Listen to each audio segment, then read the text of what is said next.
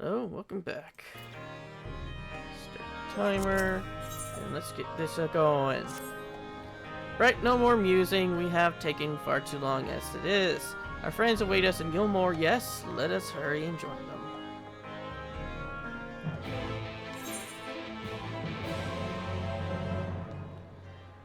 Okay, so they're probably at the top then.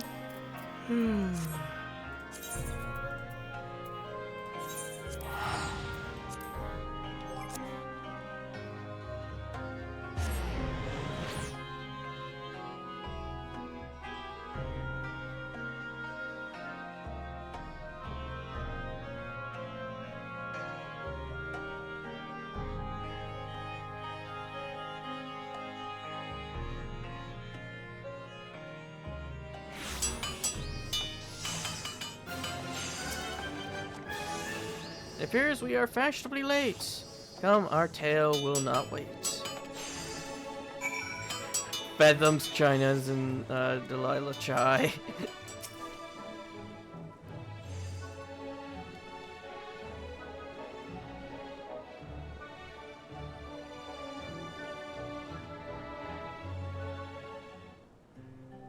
I probably should have talked to Reen to see how she went. Forgive us our lateness. Master Chai, my congratulations on your appointment. By all accounts, you are a capable mayor. Oh, I have capable friends, my lady. I must say, it's good to see you looking hale and whole again.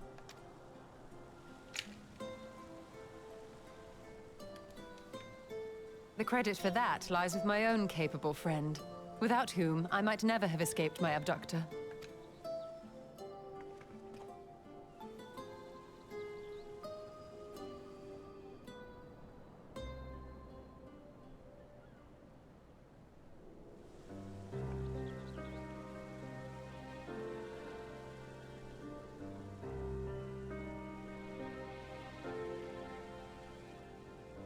A primal? I suppose that would explain why Elidibus has been fostering faith in the Warrior of Light. While you were enjoying your audience with the Wandering Heart of Zodiac, we were busy dispatching the last of the Black Master Ascians, a task which proved almost insultingly easy. Formidable though we undoubtedly are, they were obviously sent to provide encouragement for budding heroes. One cannot help but wonder how many times the ploy has been used before.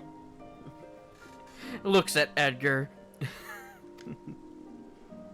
Master Chai, you mentioned that the people of Calusia are similarly enamored of the Warrior of Light.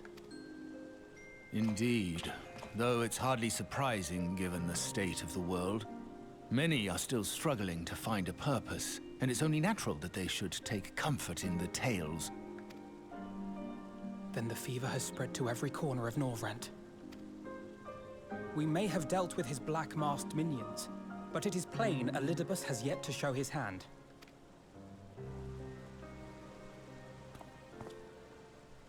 Oh my!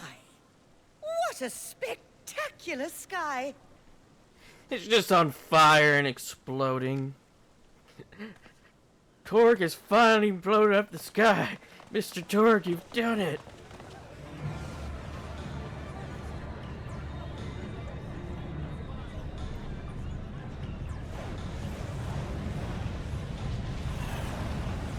Another star shower. Wait, is that...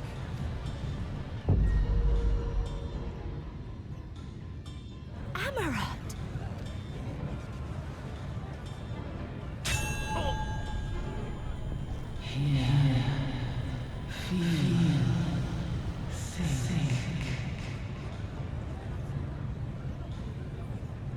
Did you hear that?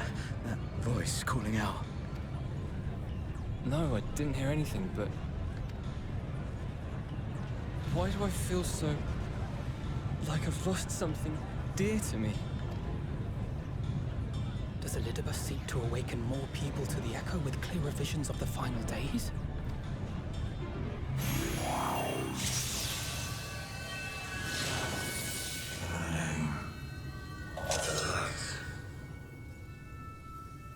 I shall vanquish the dark.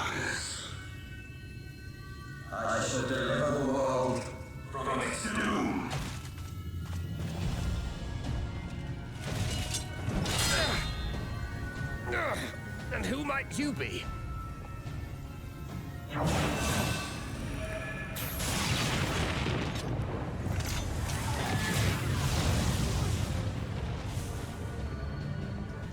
What happened to the people around us?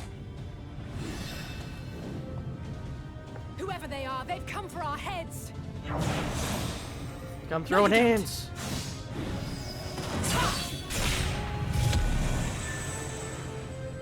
And they're made of paper mache. They are not of flesh and blood.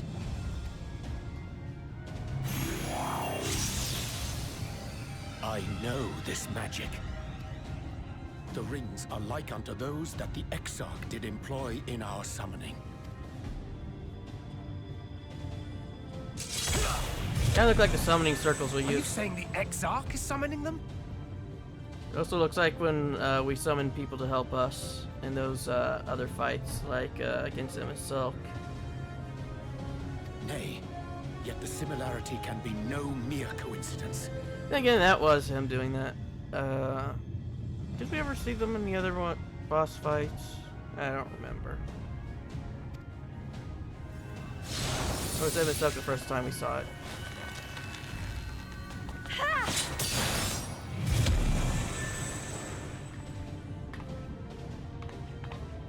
Should we make a stand here, or retreat to the Crystarium?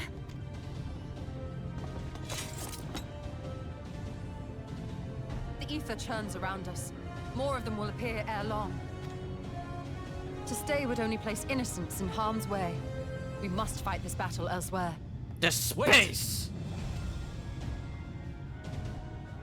Take one of our airships. You can decide what to do on your flight to the Crystarium. You are a capable leader in your own right, Master Chai. The citizens of Yulmore chose well. It's settled then. To the airship.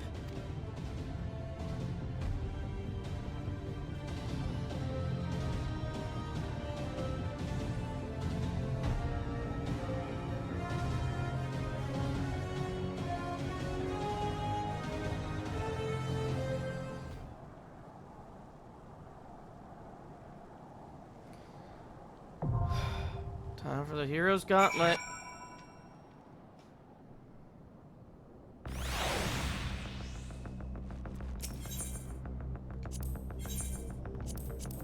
Our fates Victory are will not be yet ours. sealed.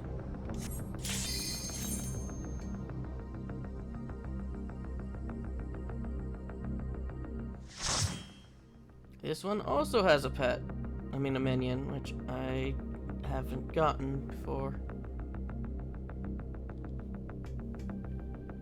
Oh, the sun's going up now.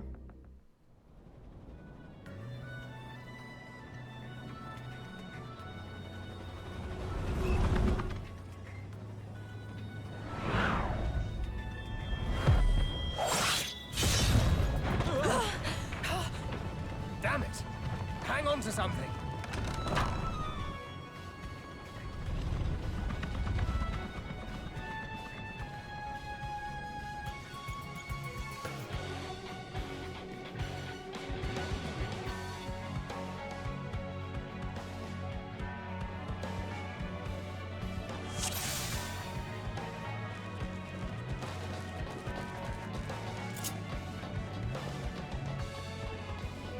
Oh, let's see how well this goes.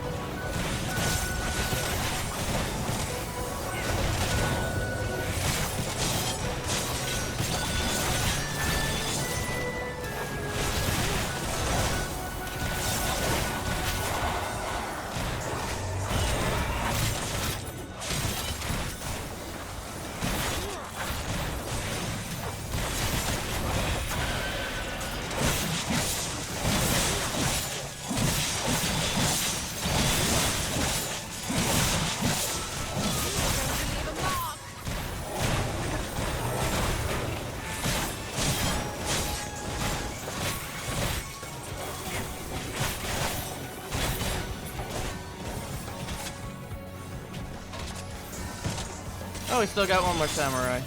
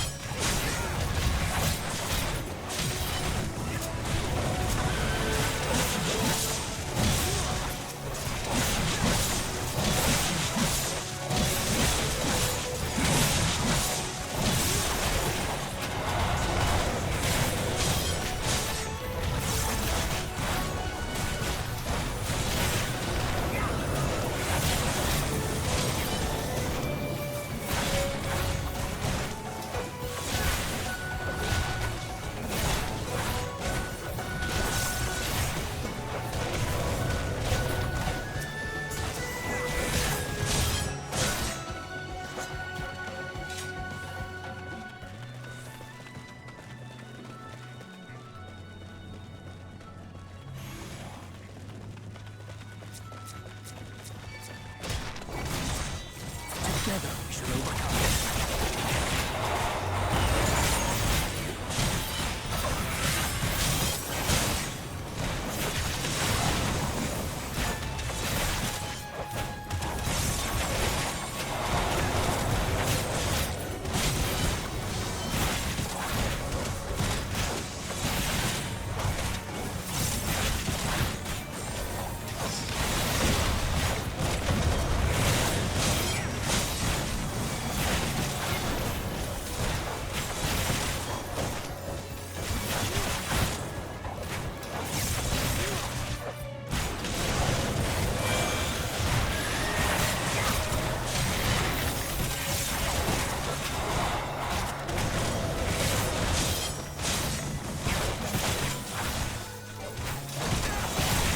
Wait a minute. Something don't add up quite right here with the dragoons.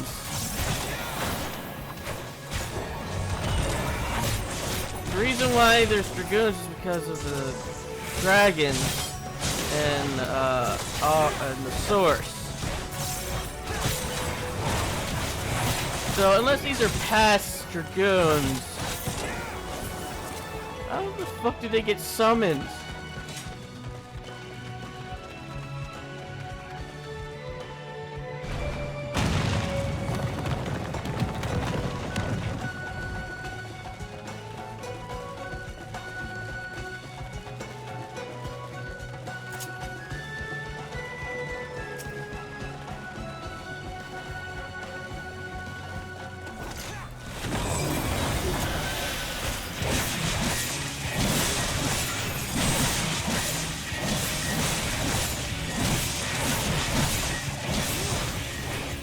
I wouldn't be surprised if some of these bosses are references to past characters.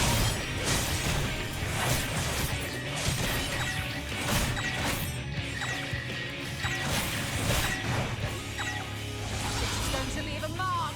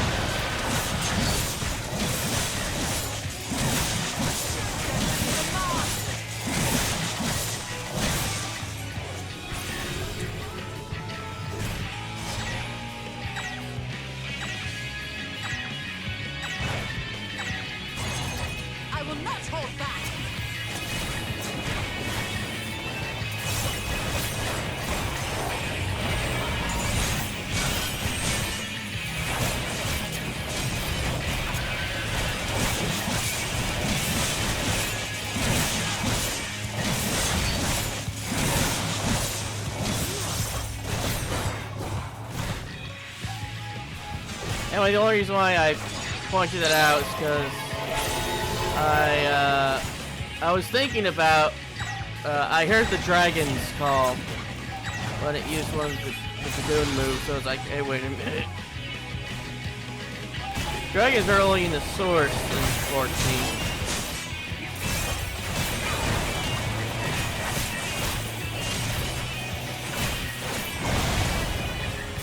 I guess they could have been something summoned from the source.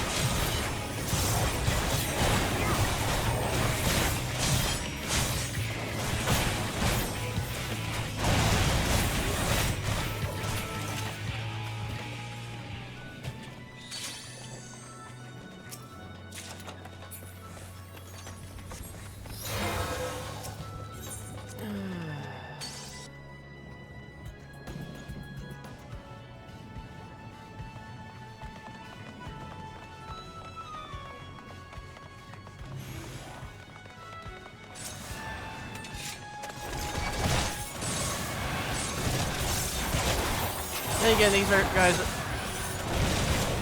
wearing armor that I don't even recognize.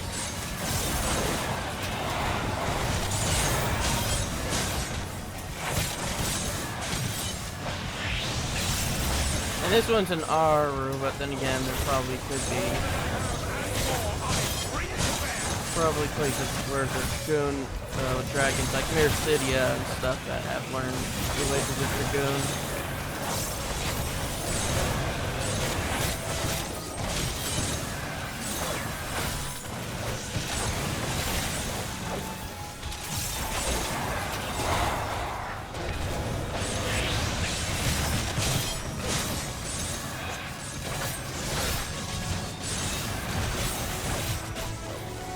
Another R room in Syria is another question I would have at that point.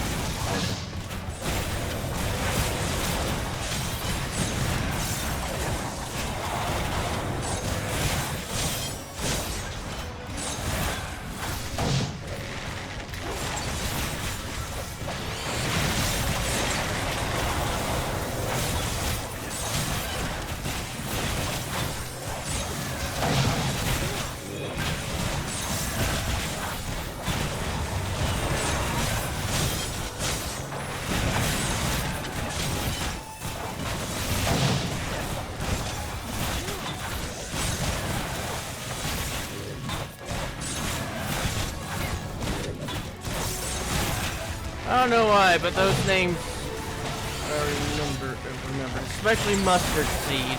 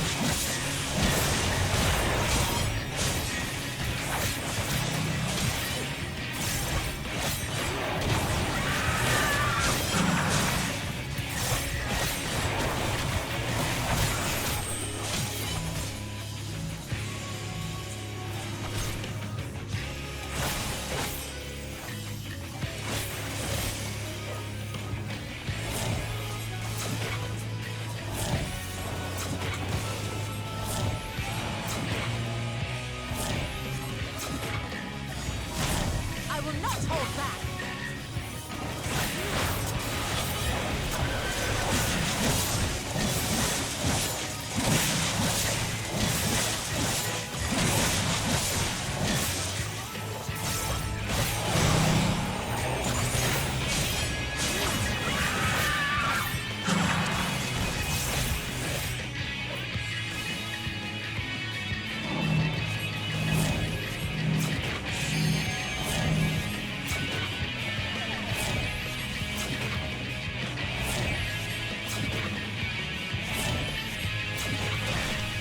This is going to leave a mark.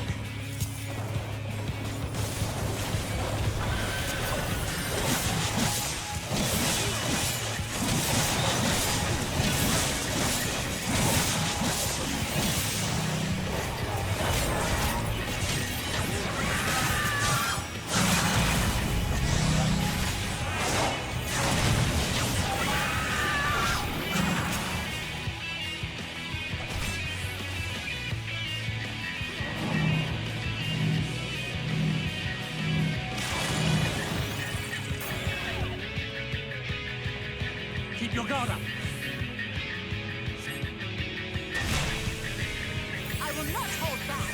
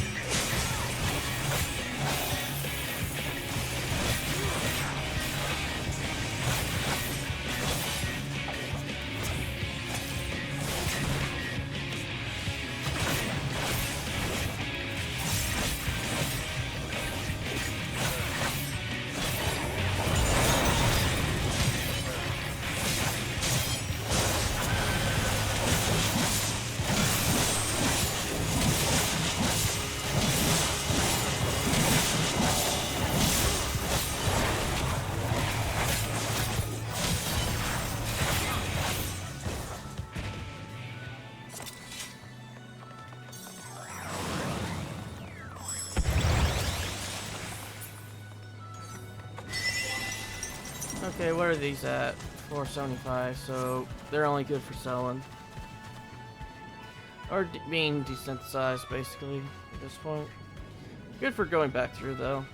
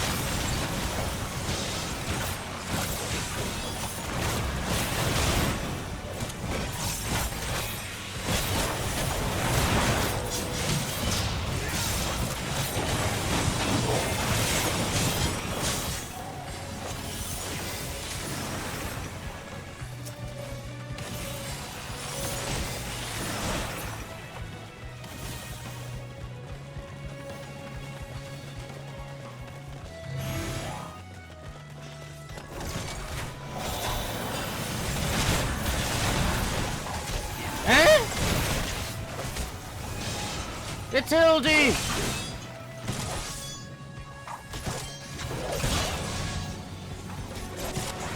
I guess that wasn't the last time Edgar was going to see him.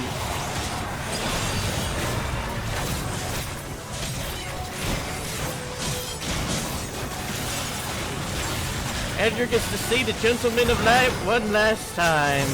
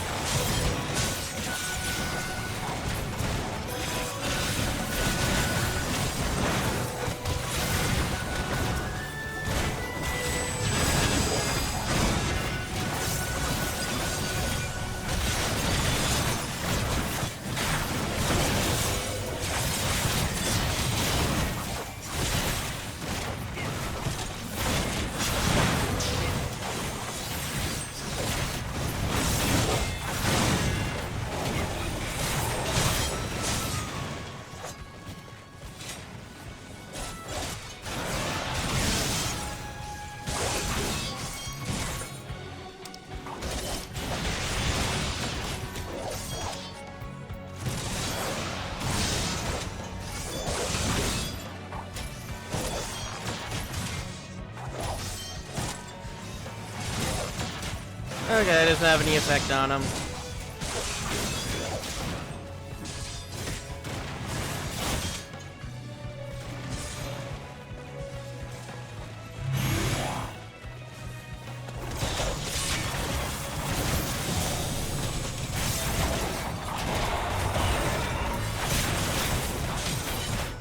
And I did not notice that he was there the first time I played this.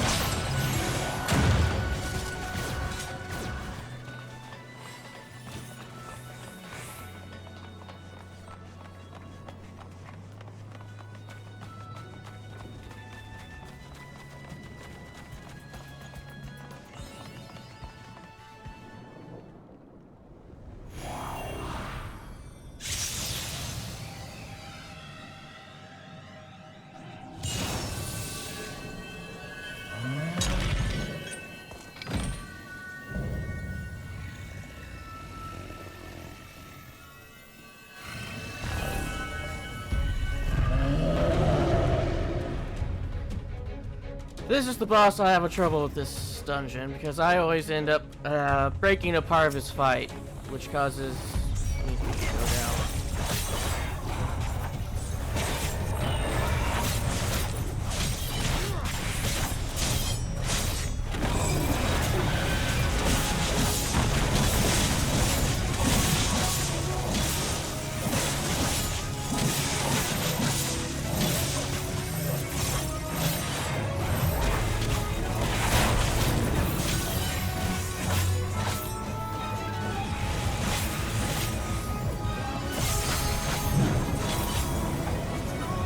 He's facing that.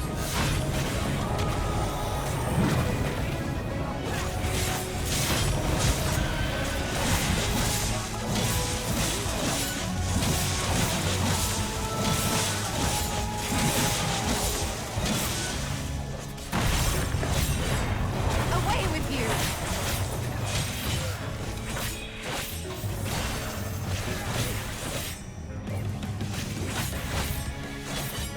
I don't know why they do that.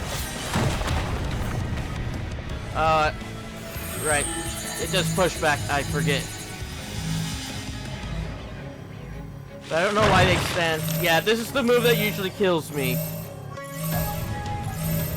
Because instead of stopping, I keep moving, which ends up getting me killed.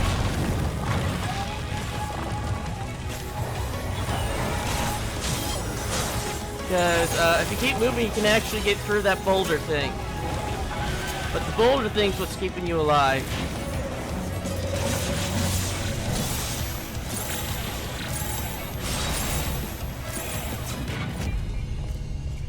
Now get the fuck here.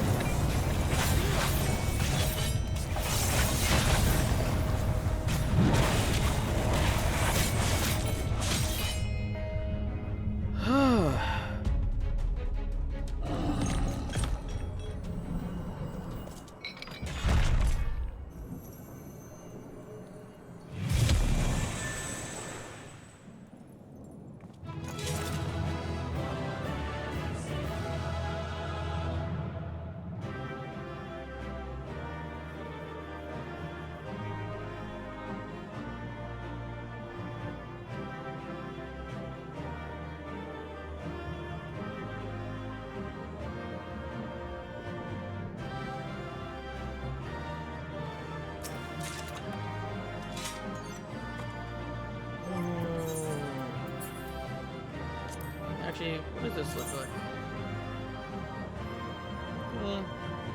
Not bad.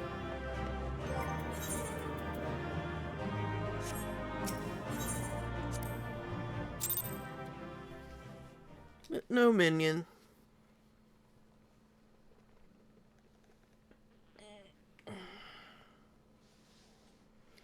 And of course, Edgar forgot to eat. And I also forgot.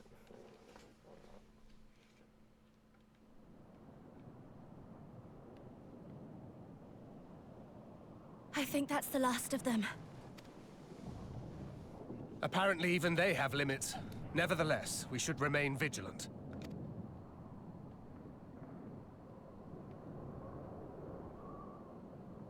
Urianger, something occurred to me while we were fighting.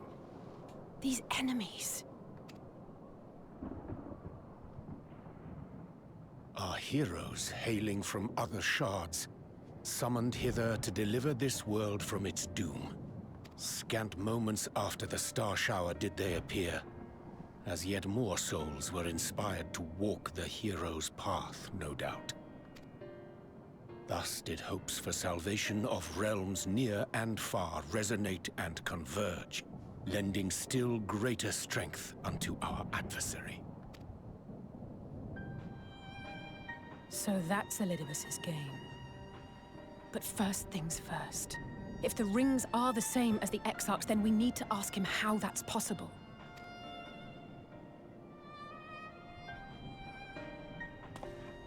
The Crystarium is close. Let us press on.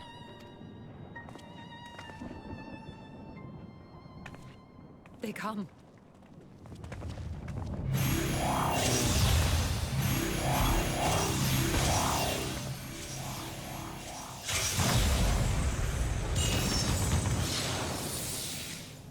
So near and yet so far.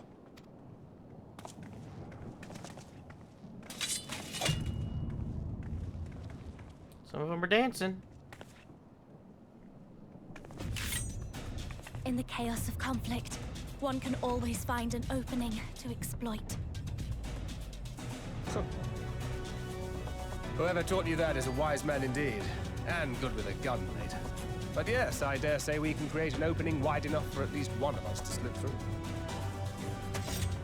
That being you, of course. Though others are welcome to follow in your wake.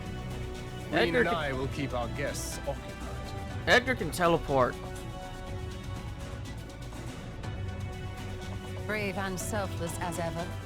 Yet the two of you may struggle to fool our foes, etherically sensitive as they are. Had you a comrade who could use destructive magics to wreak havoc upon the ambient ether, on the other hand?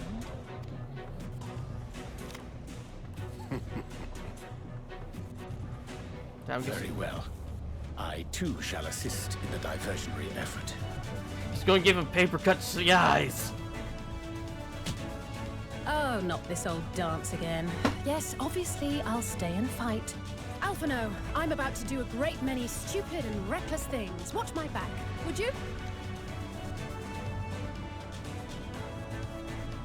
And there you have it. Take care of yourself, my friend.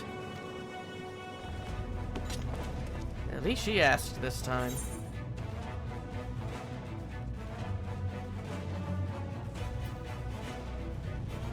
You don't have enough lives for this.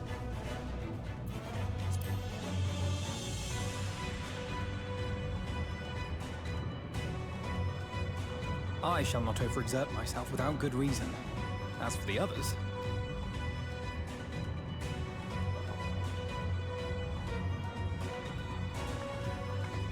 Finished? Then let's begin.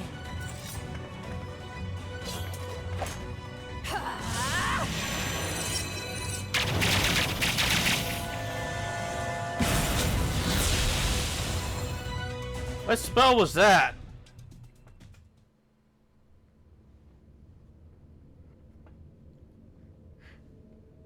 Earlier in Florida.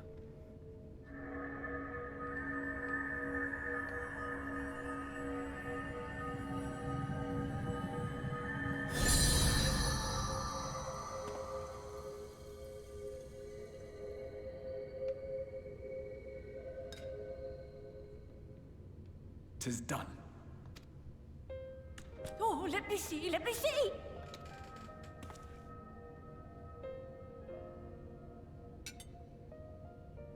Oh, yes! Your memories are preserved safely within. We've done it at last!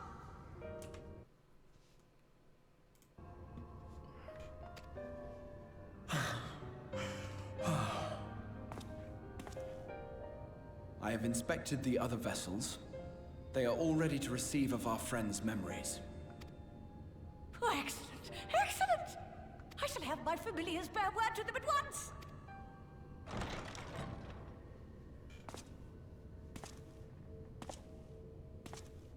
What are the guards even doing?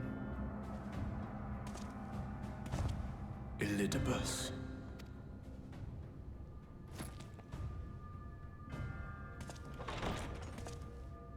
It was not until I observed the battle between Emet-Selch and the Warrior of Darkness that I realized what I must do. I will summon heroes from other worlds unto the first, just as you did. Their presence shall serve to empower me, granting me the strength to crush my enemy. Though it pains me to disappoint you, I feel compelled to explain that the magic in question requires no small amount of preparation. Ah, but you assume I require my champions to be summoned in their entirety. I do not. Their souls needn't even be whole. My purpose requires no more than their burning desire to vanquish evil.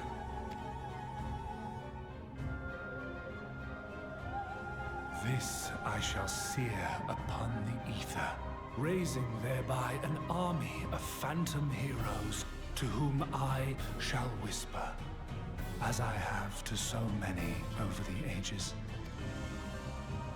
Here lies darkness.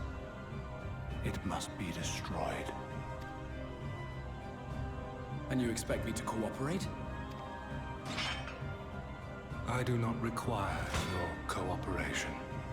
Your death will suffice. The magic I shall have from your corpse. Go, Lucas!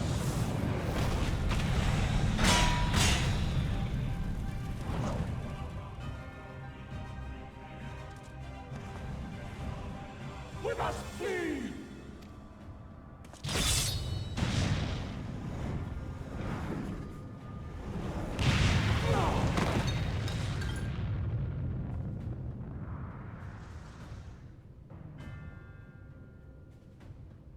But what is this?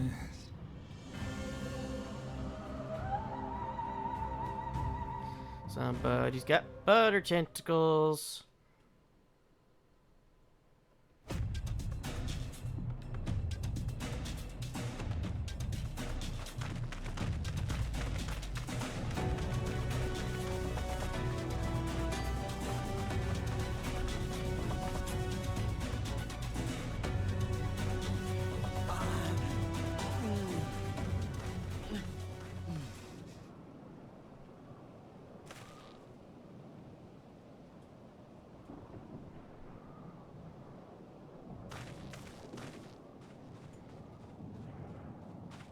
Oh, you said it's non-crystal now.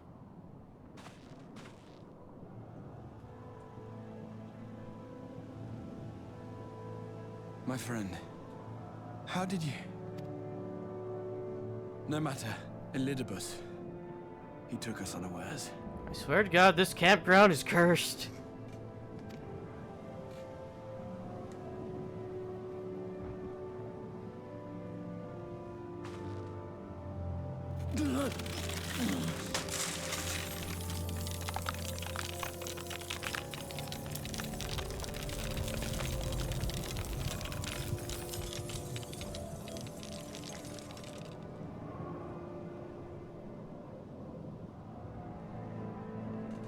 It was all we could do. To raise a ward to hinder his steps. And so we fled. But he took it. The vessel with the Exarch's memories. Forgive me. Forgive me. The vessel bears not only my memories, but my blood.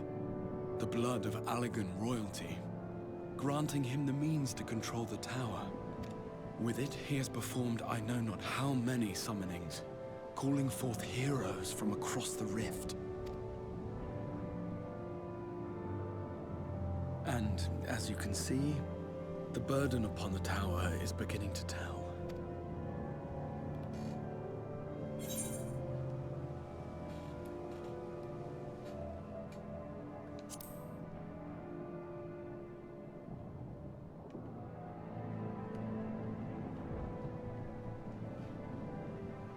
No, I won't let you go alone.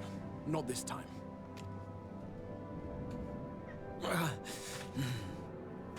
Elidibus has exploited the people's nobility, twisted their purest intentions for terrible ends, and I cannot let it stand.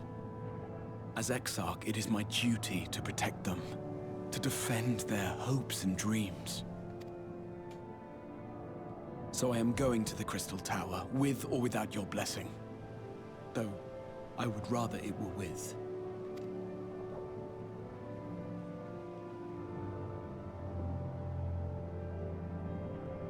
How about Beglug?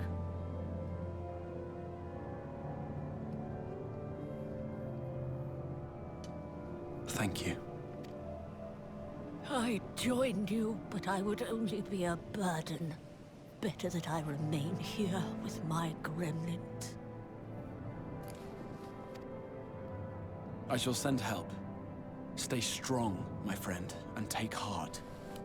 By binding Elidibus within the tower, we have done more than simply delay him.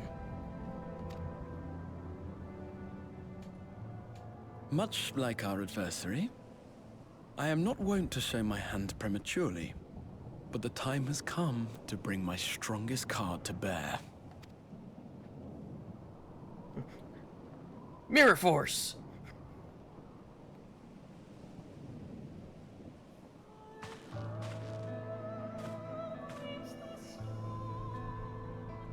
To the tower!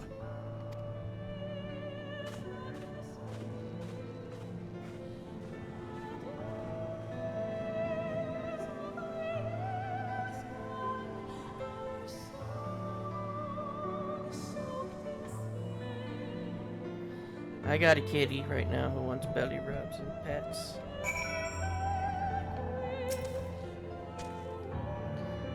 With your permission, I would make a brief stop at Censor's Gate, just long enough to send the guard to Beglug's aid, you understand. Were it not for them, we could never have escaped Elidibus, much less with the spirit vessels. Though mine fell into our foes' clutches, Beglug gathered up the rest at great risk to themselves.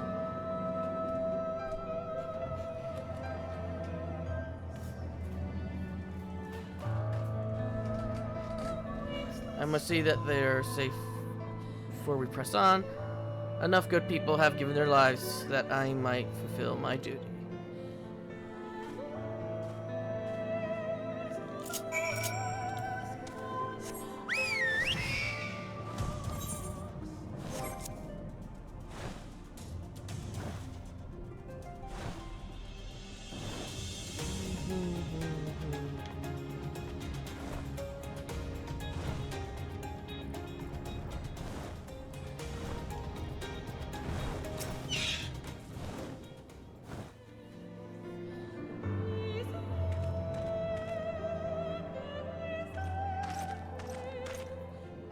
Or your darkness, Exarch. Forgive us this paltry greeting. We were not notified of your coming. It wasn't planned. I need you to assemble a rescue party. My friend Beglug lies wounded in a clearing to the west. Pray go to their aid with all haste. At once, my lord, may I ask how they came to harm? There's been reports of enemies in our midst, specters who appeared after the star shower. Do they have something to do with it? Yes, the man who attacked Beglug is responsible for the star shower and the appearance of the specters. I have no time to explain, but know that the individual in question does not seek to do indiscriminate harm.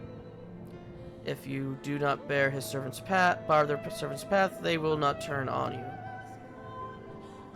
You are to leave this foe to us, understood? Meanwhile, I ask that you alert the rest of the guard and focus on maintaining calm in the city.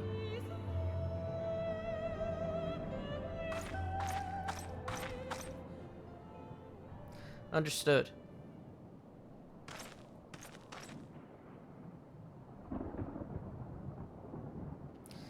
Lena.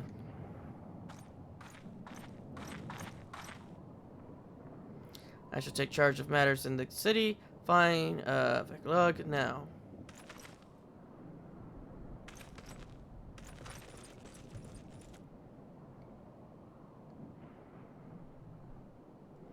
No time to explain.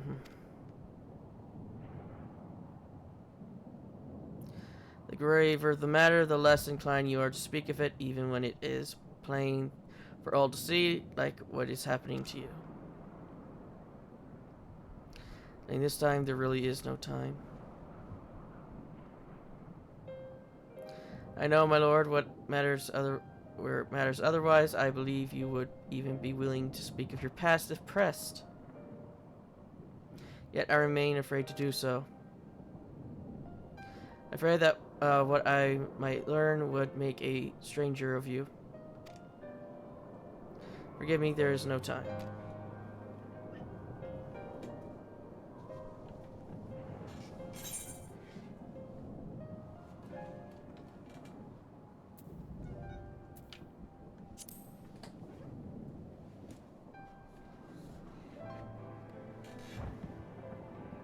Indeed, time must be made.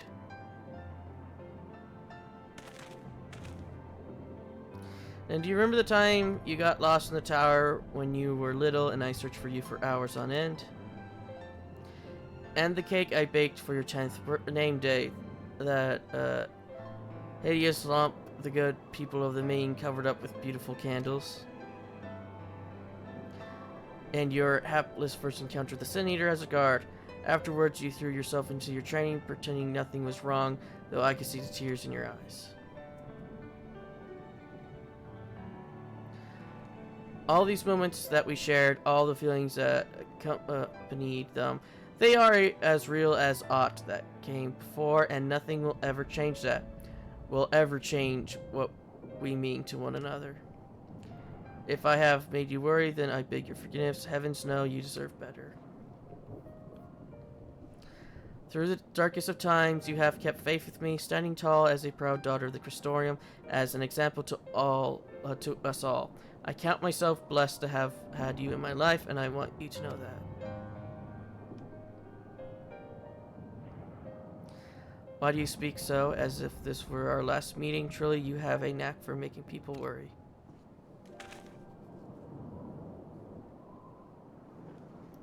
Besides, it is you who are an example to us all. You who had led us through countless trials, and you who will lead us through countless trials to come. So go, my lord, do what you must, but take care.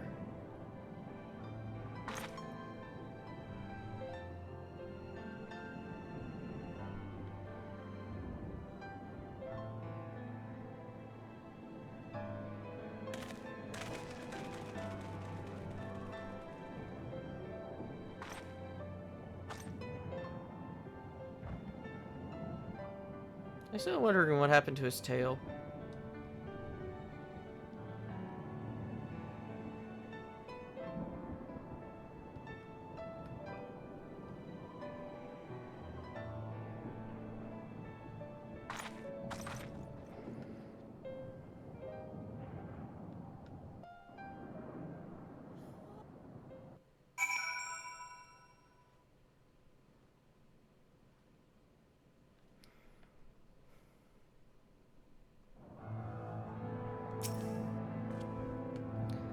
The ward holds. Excellent. Elizabeth will still be within the tower.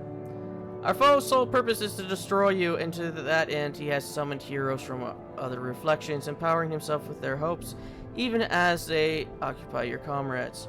You will not best him as easily as you did in the depths. By any measure, the odds are now stacked firmly in his favor. To wit, spare no preparation, my friend. I shall lift the ward only when you are ready. Trust me, we're very much prepared. We just don't remember.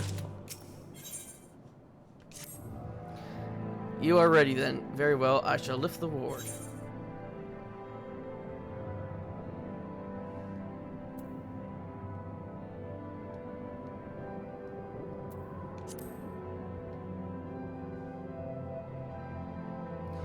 And finish it we shall, for no hero our foe could summon to his side shall ever compare to you. And as for me, well, no ally you could summon to your side will ever try harder. That much I swear. So come, my friend, let's finish this once and for all.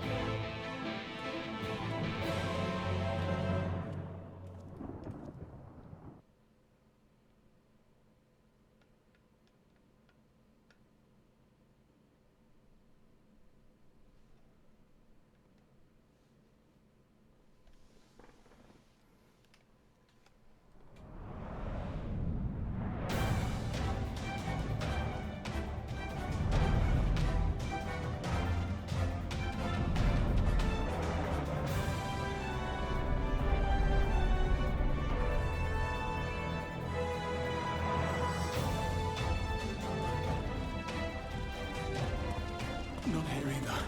We must keep climbing. You know he'd be sitting at the throne on the top.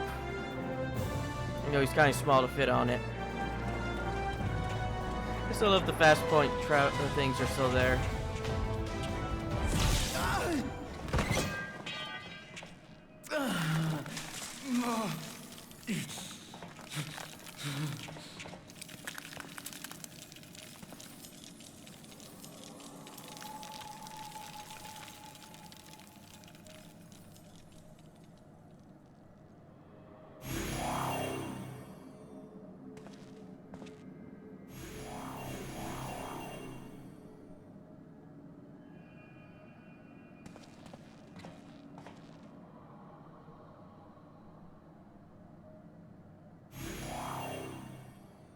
Twas but a matter of time. I cannot keep up with you, nor will it avail us to make a stand here. You must go on without me. Find Elidibus and stop him.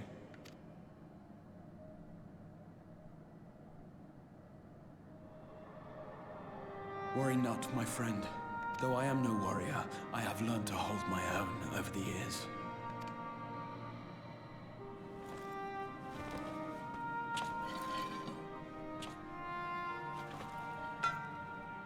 When first we explored this tower, you and your fellow adventurers formed the van, while I was left to follow in your wake. Suffice it to say, I was not best pleased with the arrangement. How I wished that I could join you.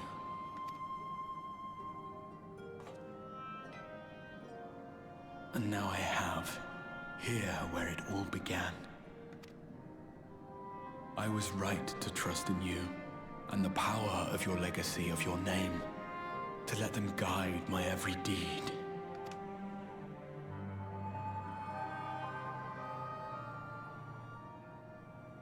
For Elidibus is my name, and my mission, guiding my every deed.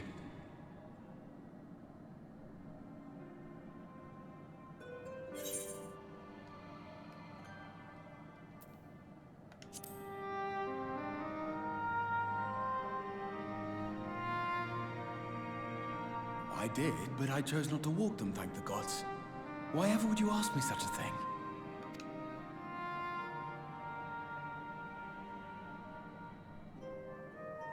Elidibus spoke in similar terms, you say? How curious.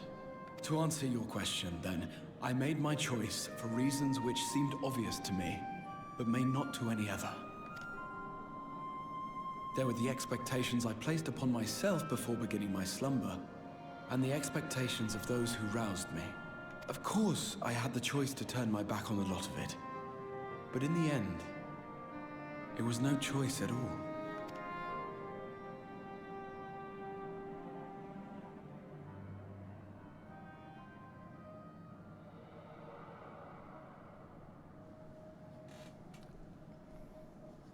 I cherish the time I spent with you and the others. What I wouldn't give to return to those halcyon days. Chasing ancient secrets, overcoming trial after trial with the aid of like-minded comrades. And what remarkable comrades they were.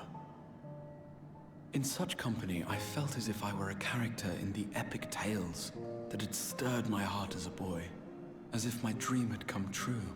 I also noticed he doesn't have the sharp canines anymore, like the other Mikote.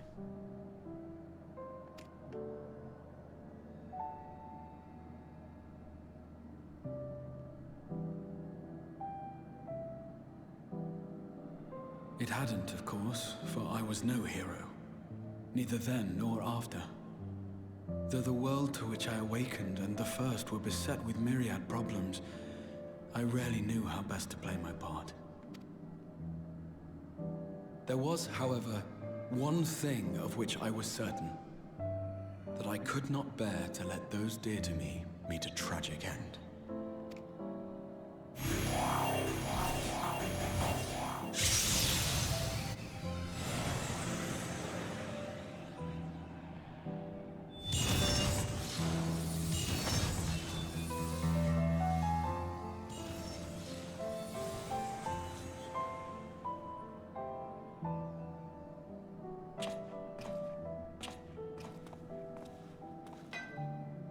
I'm afraid our time is up. Go!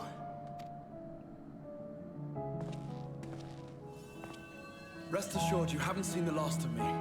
I wouldn't dream of playing my trump card safe in your presence.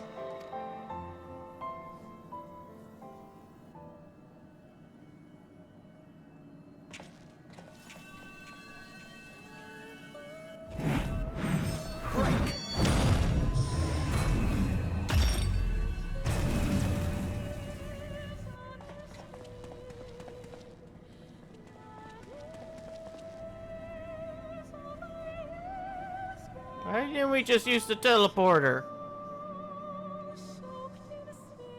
I guess they were looking through each floor, but... Come on, it's kind of obvious he probably would be on the top floor. And again, he could have disabled the teleporters.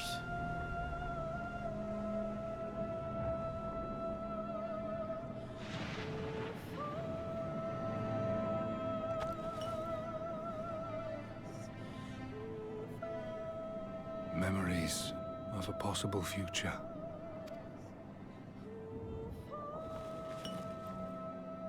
Worthless. All. Worthless as memories of the only past. Fated to fray and fade into oblivion. Leaving naught but a gaping void.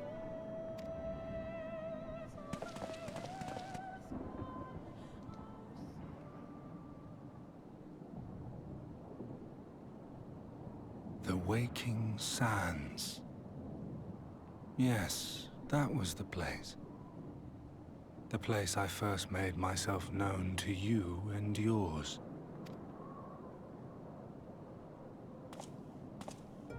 The Seventh Rejoining had left the realm listing dangerously towards darkness, and events were unfolding that threatened to push it over the brink. Thus did I approach you in my capacity as emissary, thinking that you would make a useful pawn. But I was wrong. And for my misstep did La Habrea and Emet-Selch pay the ultimate price, leaving me the last of the Unsundered. Well, technically you are sundered, aren't you? Because you were the heart of Zodiark, and Zodiark got sundered. And since you are Zodiark, you are sundered. My remaining brethren, fragmented as they are, cannot hope to see our mission to its end. It falls to me alone. Defeat is not an option. I will strike you down. I will resurrect Lord Zodiark, and I will bring back those who sacrifice themselves to call him forth. Though it take 1,000 years, upon my honor as Elidibus, emissary of the Convocation of 14, I will see this done. See, there's a teleporter cube right behind us.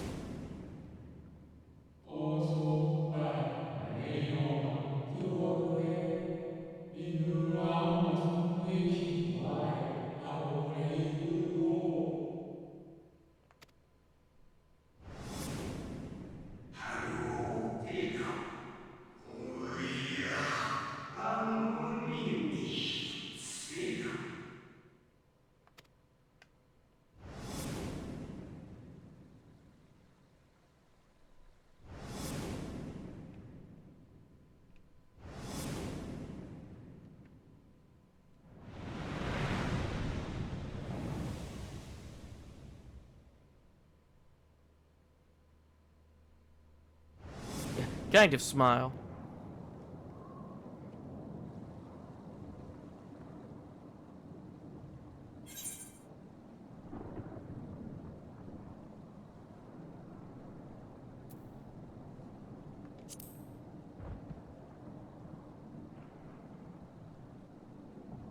What of it? I have my mission. I am Elidibus, and it is my duty to steer mankind and the very star upon their true course. This I swore to someone. We spoke, and I swore. What? What did I...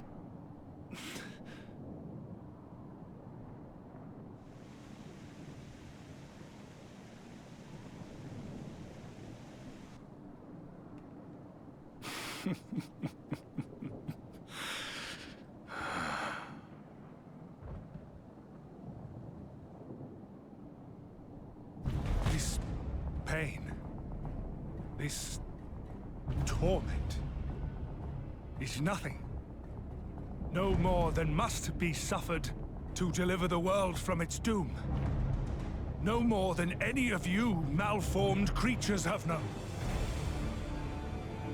Even should you lose all that is dear to you, even should it cost you your life, you bear the burden and fight on, kicking and screaming until your last breath is spent!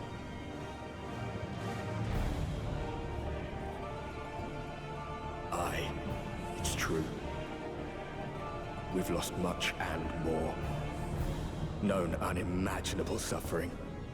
But through it all, we never, ever forgot what was dear to us. And that's what gave us the strength to carry on.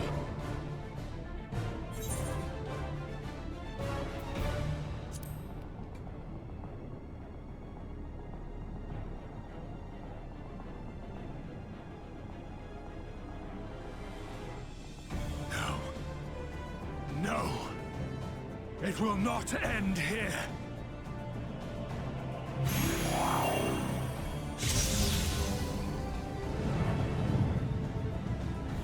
Champions from beyond the rift, heed my call. The time is come to deliver your brethren from darkness. My heart's sole desire is a world free of sorrow. Join with me now in hope and prayer for the salvation of all.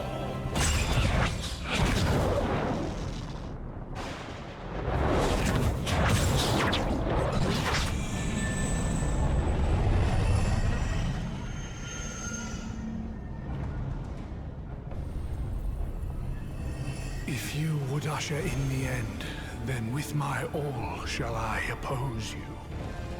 As the avatar of those mortal heroes who fought unfalteringly in all their imperfection. As the warrior of light incarnate. Come, warrior of darkness. Let us finish this.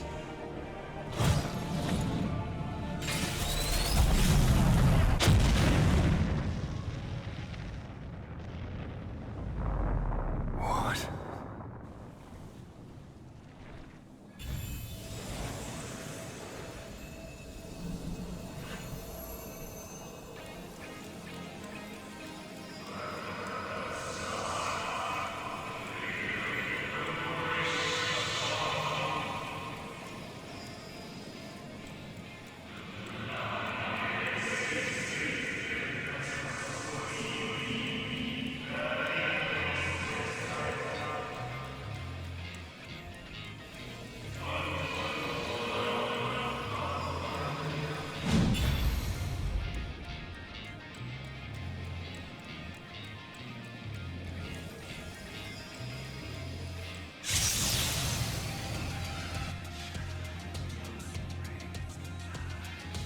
An invocation of Eld,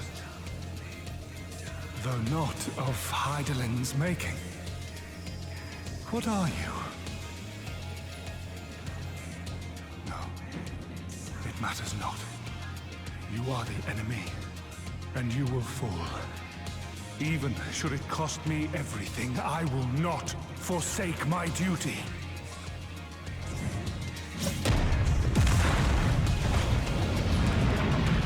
Then he died. He just got hit by Ultima.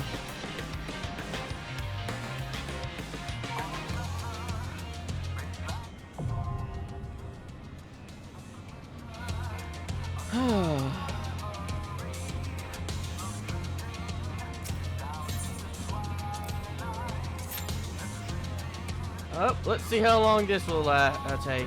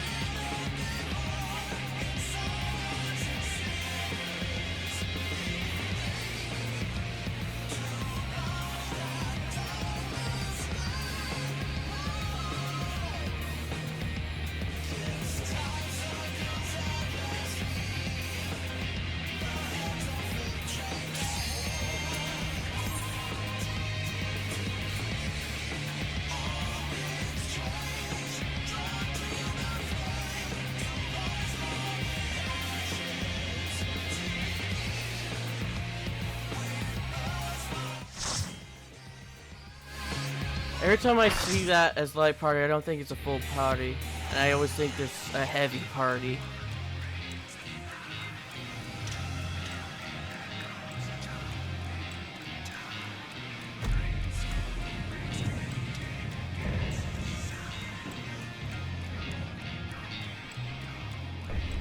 For my people, for our world, I will strike you down.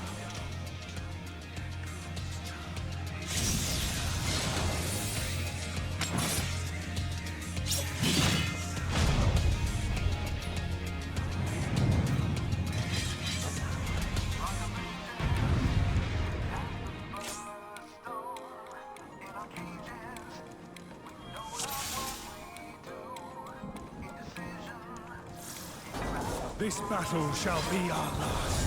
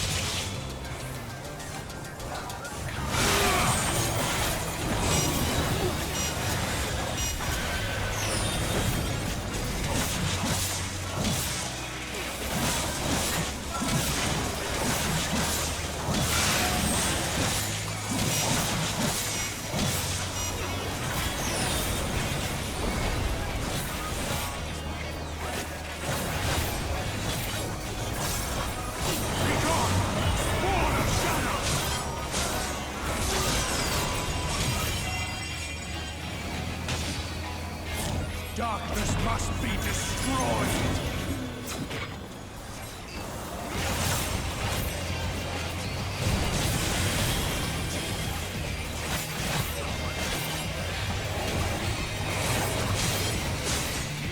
Gleaming steel, light my path!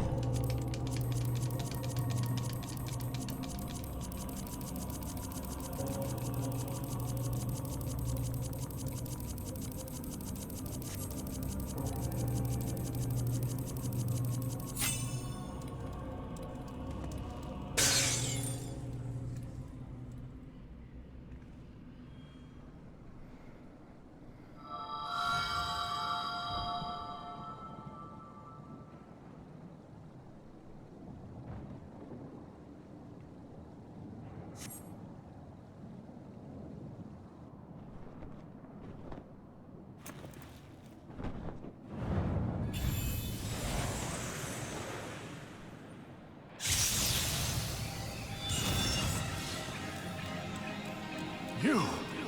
It cannot be!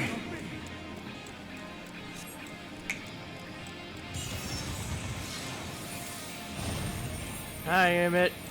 You having fun?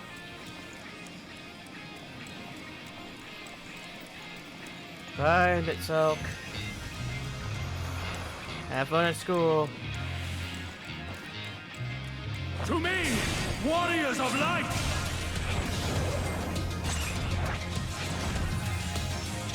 I am salvation given form. Mankind's first hero and his final hope. For victory, I render up my all.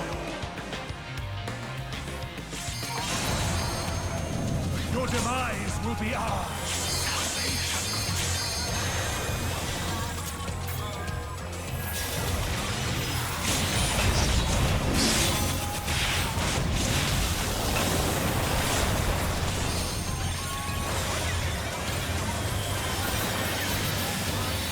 Still stand. There.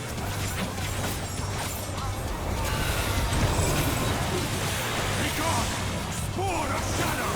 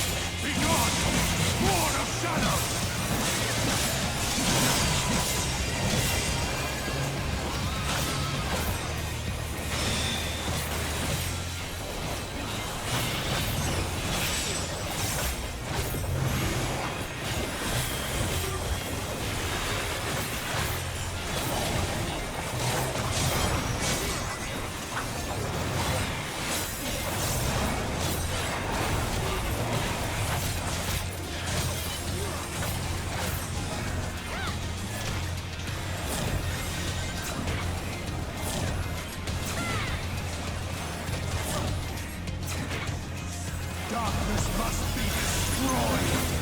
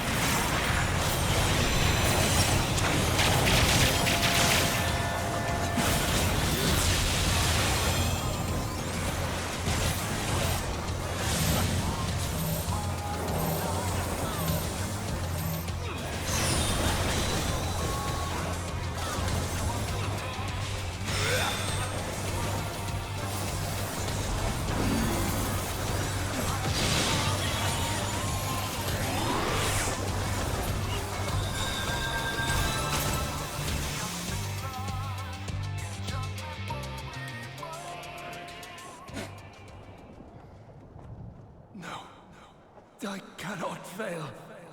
I will not.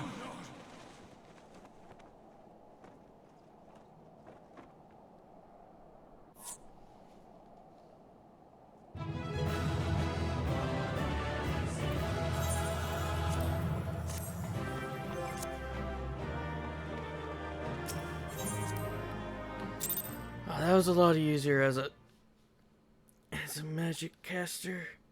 As a spellcaster. I did very poorly as Raper. I went down, what was it, 5 or 6 times? Fool! You have achieved nothing. I am immortal, yet I will never surrender.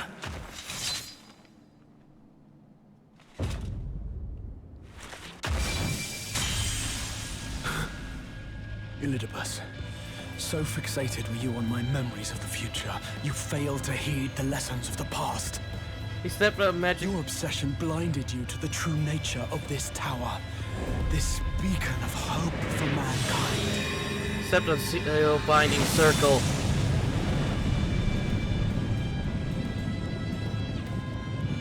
Created to serve as a reservoir for the limitless energy of the heavens.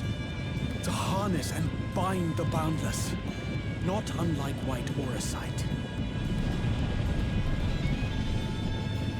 Your ill-begotten power, obtained by exploiting that which is best in us. I shall have it. Your soul and all!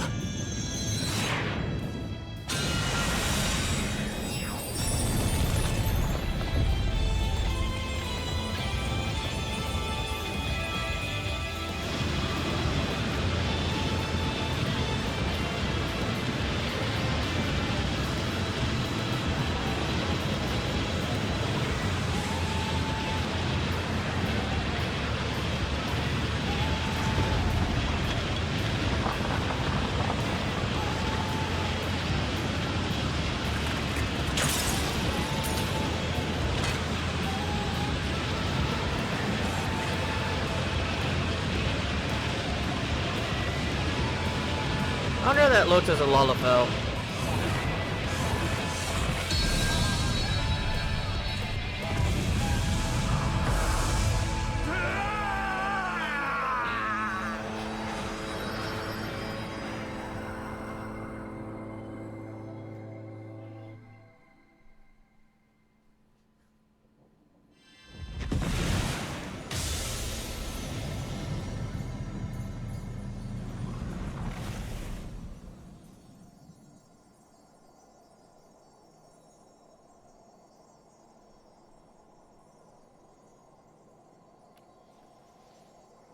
Where's the water that's up here coming from?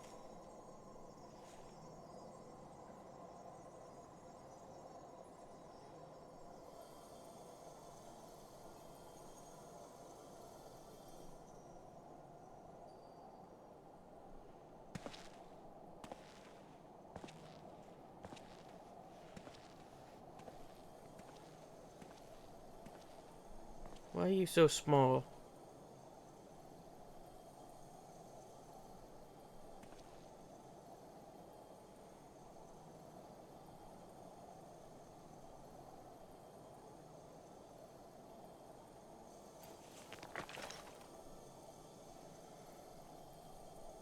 This?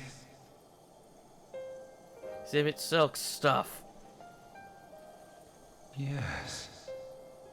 I would become him. I would save everyone. This, I believed. Yet still they cried out in rage and despair. Divided over the fate of the star. A rare occurrence, always fleeting. But not this time. Not this time. Reconciliation. Elidibus. I was needed. I withdrew myself from Zodiac. For them. My people. My brothers. My friends. Stay strong. Keep the faith. At duty's end, we will meet again. We will. We will. The rains have ceased, and we have been graced with another beautiful day. But you are not here to see it. Oh, we took the things with him.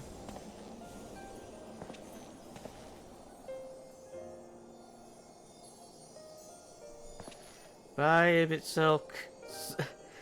Clash crystals and all the other job crystals we could have used. And we still have Asms.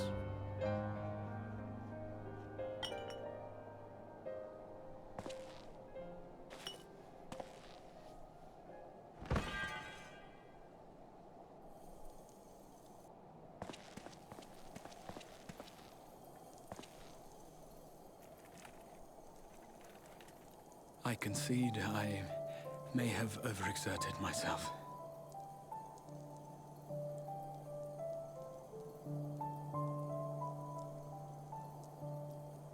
Steady now and listen. I told you before that I had a plan, and that when all is said and done, I would ask a favor of you.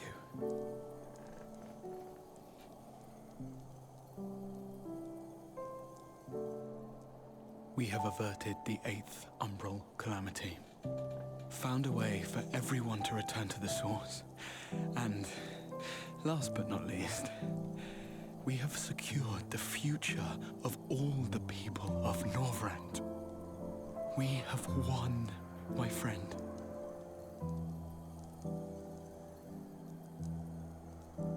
So, I hope you'll forgive me this moment of selfishness, and while I wouldn't want you to feel obliged,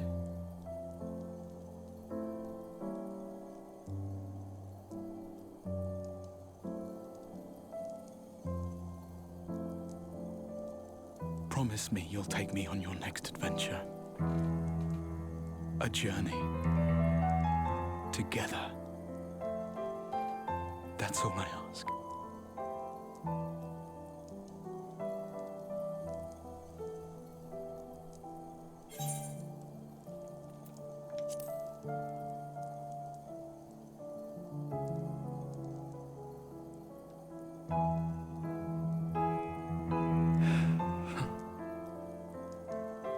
If I were to tell you that this isn't the end, that we will meet again, would you believe me?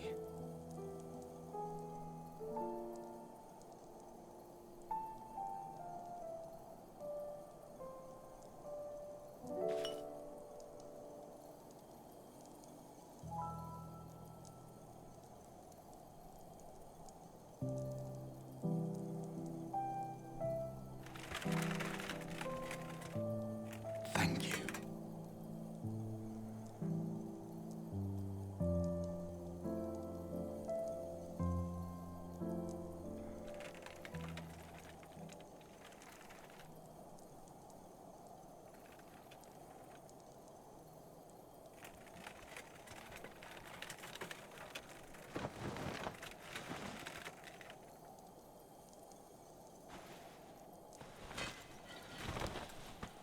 My friend, with you, my mind and memories shall travel to the ends of the world and beyond.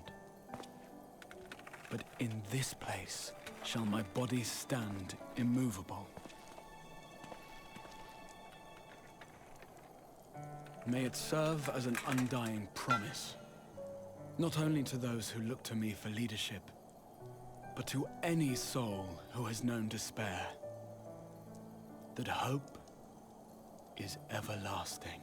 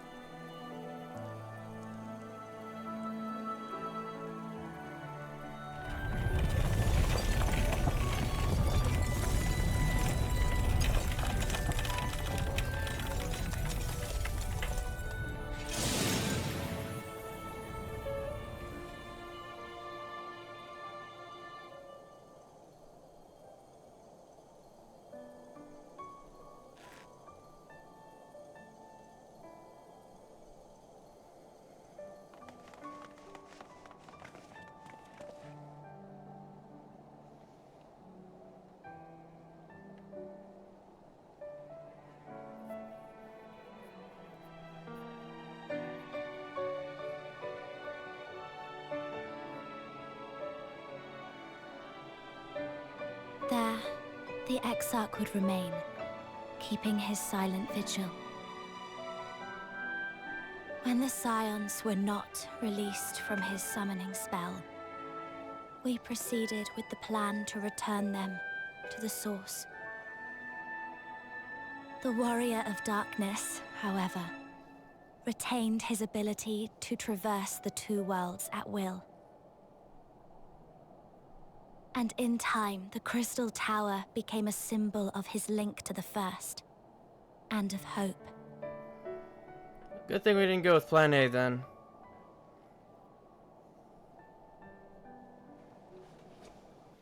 Because then the Scions would be stuck here.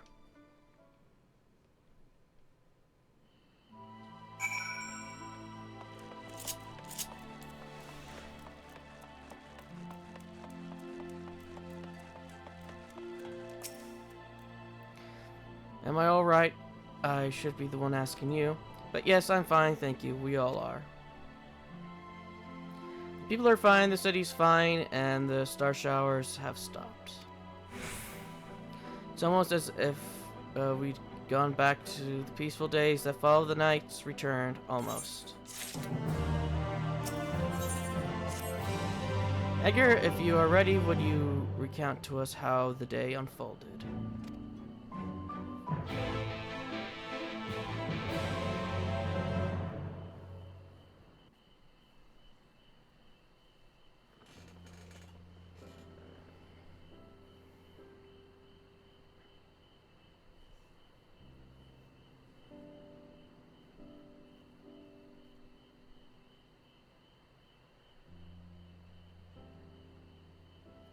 So you reached out to Elidibus at the last, and his heart was moved.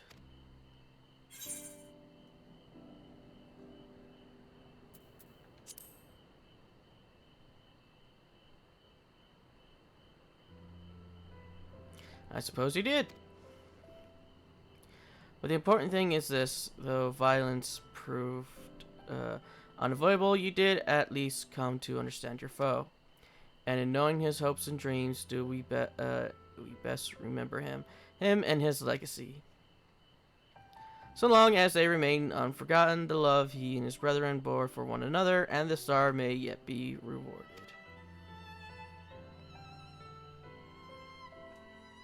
You said that an ancient came to your aid. But how is that possible? A gift from him itself. He knew of Elidibus' plight, foreseeing his own death. He made provisions to bring Elidibus' suffering to an end, lest his friend be left to continue the struggle alone.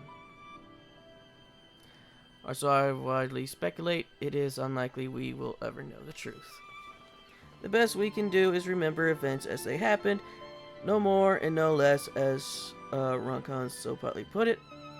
History is learned, not lived. There you all are.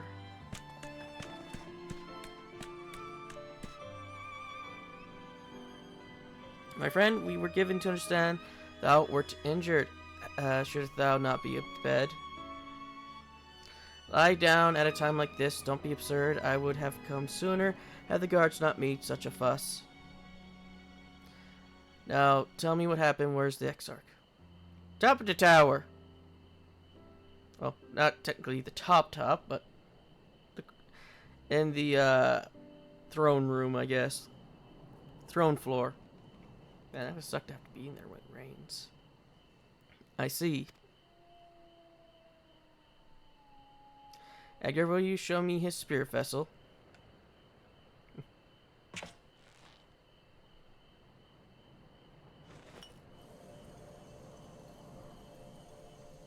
Egads, it's empty! Yes, both his soul and memories seem intact. Good. Unlike the others, his ether was not highly charged, and so it did not seem necessary to employ a familiar for the imbuing, but I needed to be certain all the same, and what a relief.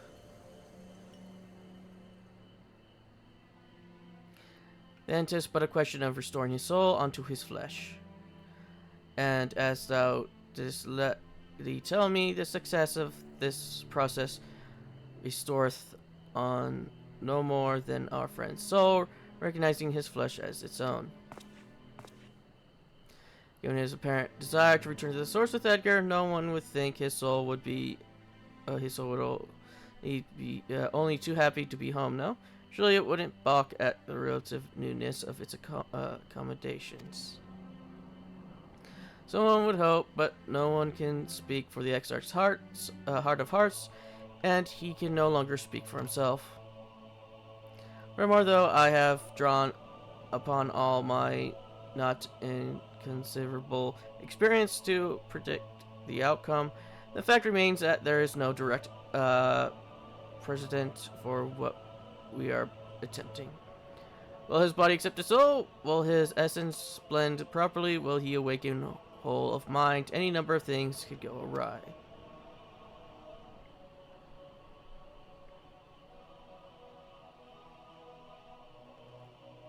Assuming I have succeeded in tempering your expectations, I should probably add that I did ask Exarch if he still wished to return to the source in full knowledge of the risks.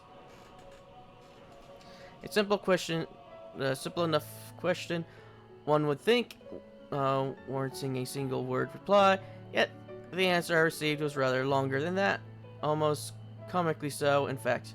Regardless, one of the respect for the man, I shall attempt to recite it with a certain amount of poetic license.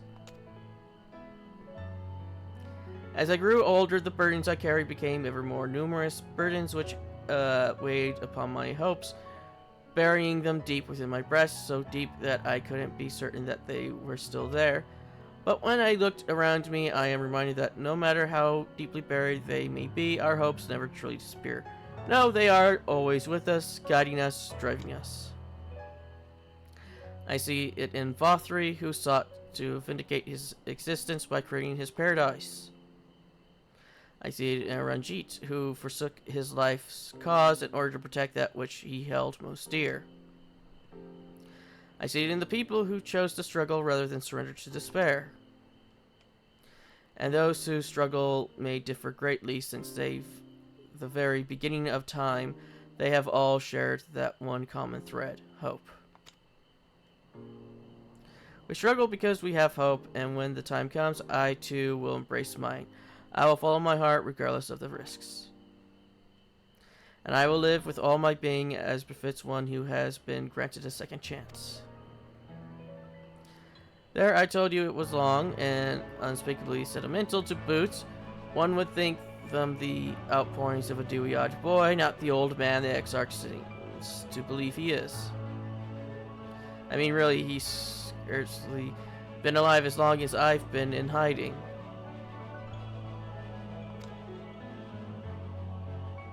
I dare say he is blushing in his vessel. Speaking of which, we should make ready for our journey. The time remains of the essence, after all. Needless to say, once we leave, there is no guarantee that we can return. If anyone has unfinished business, now is the time to see to it. I must pay a visit to Slitherbrow. Let us reconvene here anon. There remain some few matters which require mine attention in Meg. May I leave Thancred in thy care, child? I've been meaning to get some flowers for Minfilia. I thought you might help me choose them, and then we could go to Navarang together one last time. A fine suggestion. Let's head on.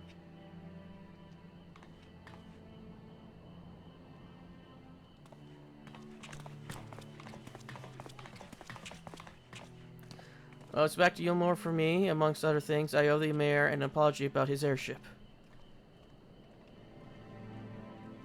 I assume you have places of your own to be, Alize.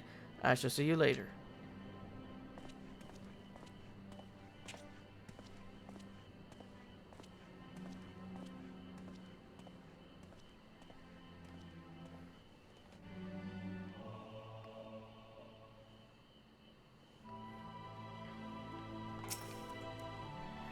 As you probably guessed, I'm going to pay a visit to the inn at Journey's Edge, but I want you to come too. I realize you don't need to say any farewells, but the Exarch does, if only in spirit, so I thought you might bring him along, so to speak. I'm sure he loved the thought of being lugged about on his hero's back. So let's be off, shall we? I can't wait to see how Halric's doing.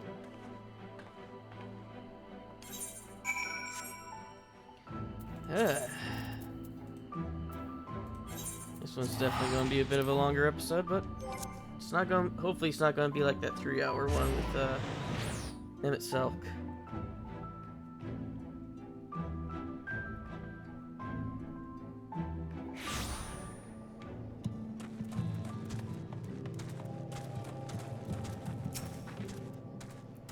Halric, oh gods, don't tell me he's wandered off again. Tickle Edgar, we have to find him. Oh, Alize, I didn't see you there. If you're looking for Halric, he's gone for a walk with one of the others. They were planning to visit the graveyard, if I'm not mistaken. Well, that's a relief. Shall we adjourn to the graveyard then?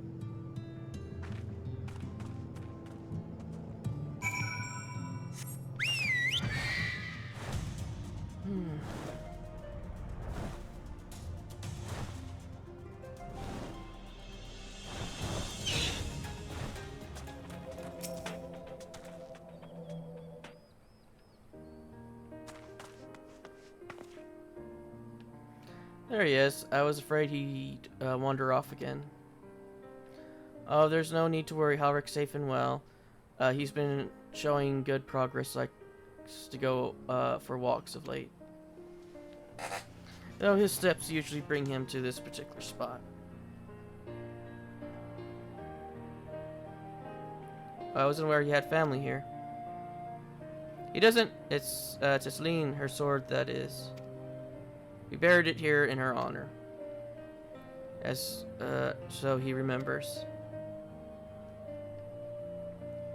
What brings you back so soon? Out of interest, I didn't think the next round of treatment was due yet. Oh no, it isn't. Look, I realize this is sudden, but I've come to say goodbye. It's time for me to return home. But register the treatments will continue. Beklug will come to oversee them in my stead. I see you did mention that you and your friends were searching for a way home. Needless to say, we'll be sorry to see you go, but I know everyone will be happy for you, truly. Happy and grateful, you've done so much for us, achieved what none of us dared hope was possible. And we'll see that your good work continues, that no more poor souls are buried here before their time. So rest easy and take care. We wish you every happiness. Thank you. I will miss you all. But it isn't time to say our farewells quite yet, so is there any tasks that need doing? Hunting beasts, fetching water, and whatever you have. Just say the word. I mean to make use of every last moment here, after all. The time left to you is precious.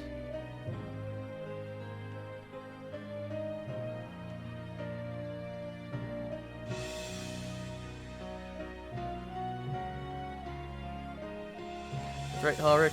That's exactly right. Those words will guide you true, so never forget them. And neither will I.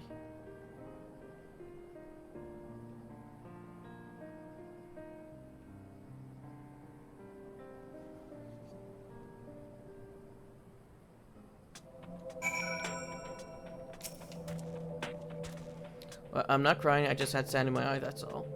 As I mentioned, I mean to stay here as long as possible. In the meantime, perhaps you could go and look in on the others. Alphino, for instance, if anyone is crying, it will be him.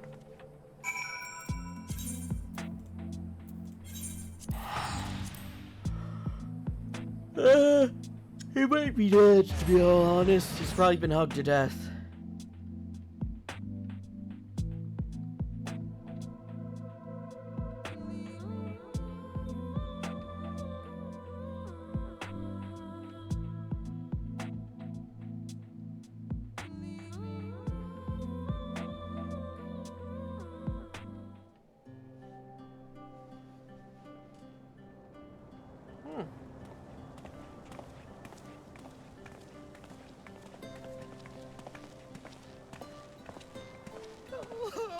Oh, Alpha, no!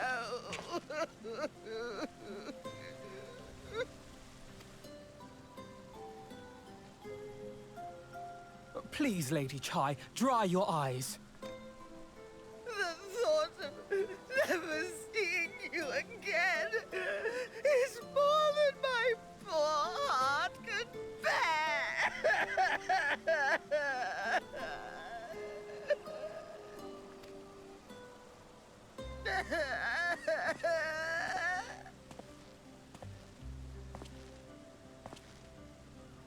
Oh, it's you. As you can see, Alphino has broken the news. I don't know how to console her. She thinks we'll be lost without him.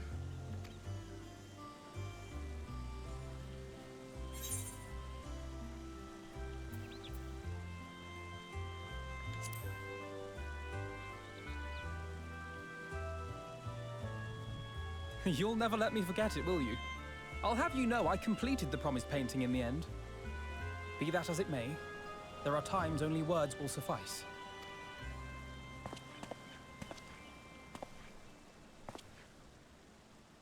Lady Chai, I have a confession to make.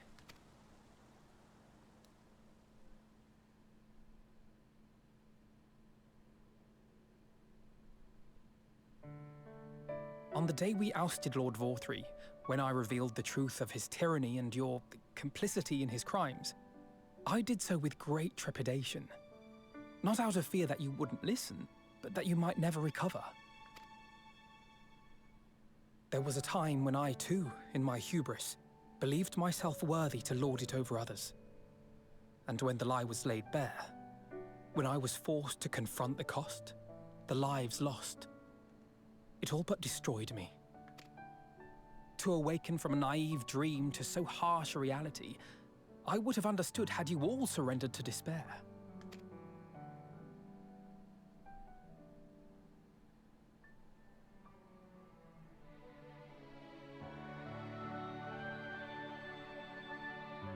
But you didn't surrender. Far from it. You picked yourselves up and rose to the challenge. You found a path forward and the strength to walk it, and to keep walking it, day after day. Though what struck me is how much faster you found it than I did. Really? That felt pretty slow to me. But rest assured, we'll make Yulmore into a nation anyone would be proud to call home. Eventually. You can still come and go as you please, I believe. When we have good tidings to report, I may trouble you to be their bearer.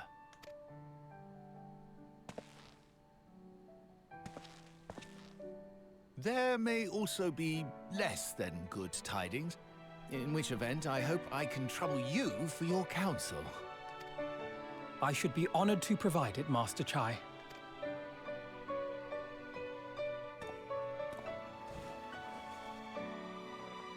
Oh, Alphino. I know you aren't one to sit still, but do remember to take your ease from time to time.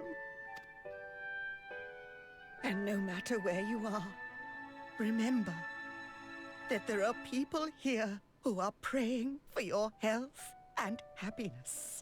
And who has hands as big as your head.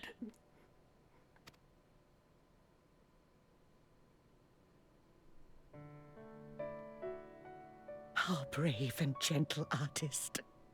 You have our love, now and always.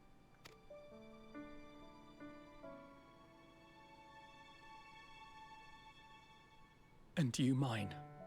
Please take care.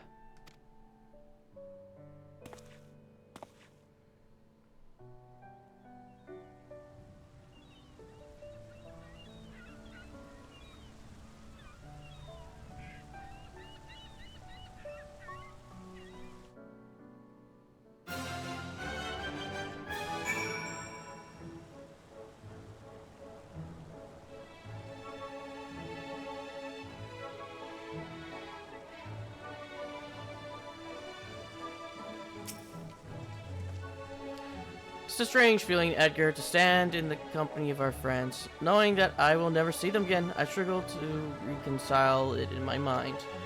But this I know, I shall cherish my memories of Norvrent, of every soul I met here for the rest of my days.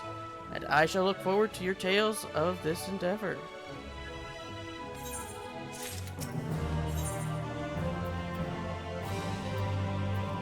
More food that we will forget to eat. Forgive me, I realize now that I never asked you what business brought you here. Can I be of assistance? As I said that, did she? Well, as you can see, I am quite alright now, unlike her, by the sound of it, and perhaps you might consider visiting Orionje next, given his circumstances with the, Ediosonocrosius of the Fey Folk. I doubt it will be an issue, but a small part of me worries that they may not relinquish him willingly. As such, I would feel better if you were to look in on our friend, assuming you have the time, of course.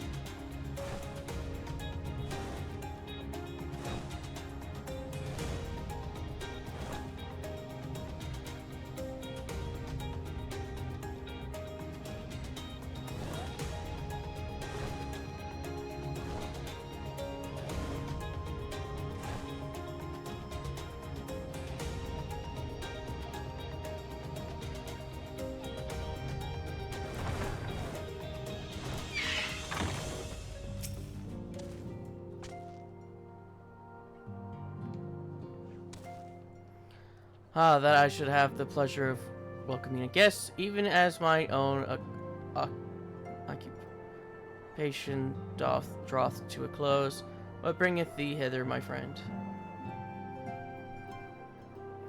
So thou wouldest grant the Exarch a final tour of the realm, which hath been his home these 100 years, a noble gesture. As for myself and those concerned, thou mayest rest assured that all is well here. Far from detaining me, our faith friends have agreed to assist in the transportation of these tomes onto the Cabinet of Curiosity. Not more remaineth to be done.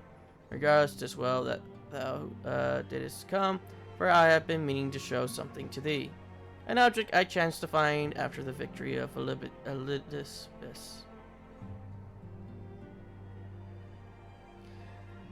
Though it hath lost its radiance, 'tis unmistakably a crystal of light, one that did in all likelihood once belong to Arbert. Likely shoved in between his cheeks.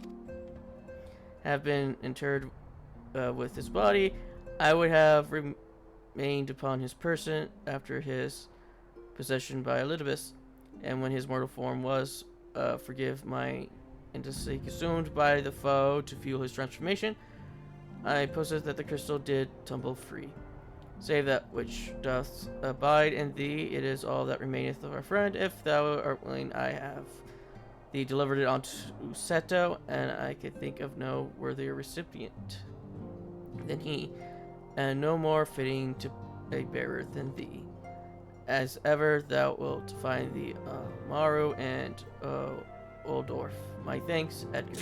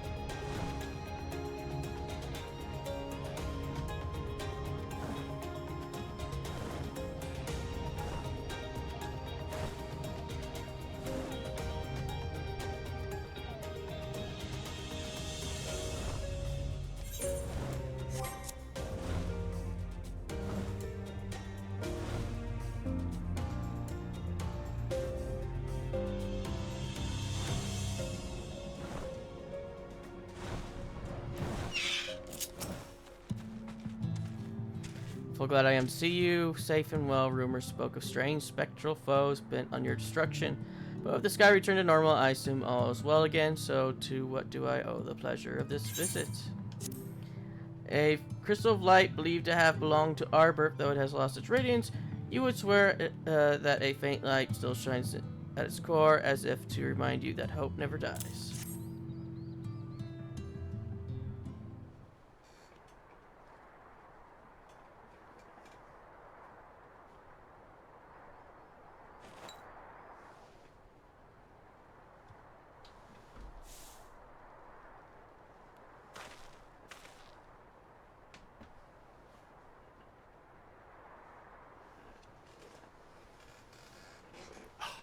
Is that Ardbert's crystal? Oh, he catched on quick.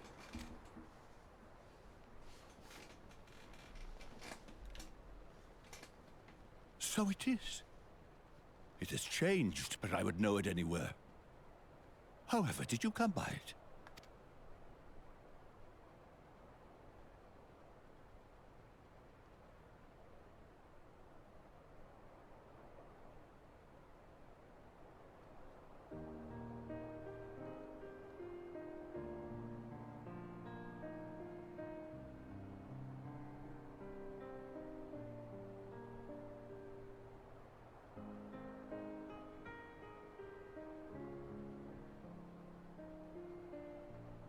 Then, even in death, his enemies found a way to profit from his sacrifice.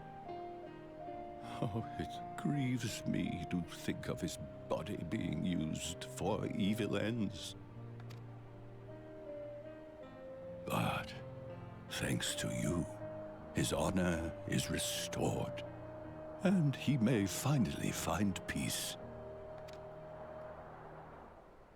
No words can express my gratitude. I will keep this crystal safe to the end of my days.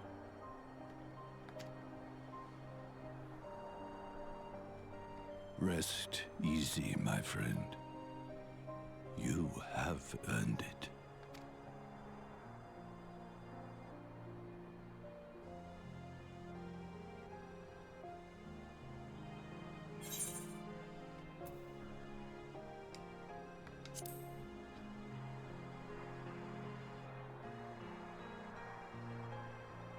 Pardon?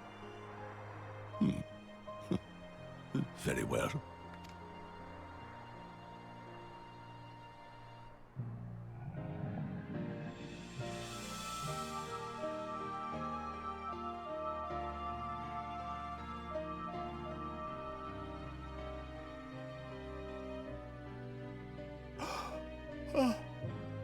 How can this be?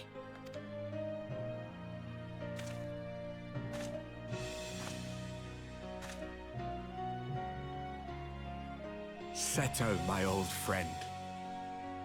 You've grown. Oh, Artbert, how I've missed you.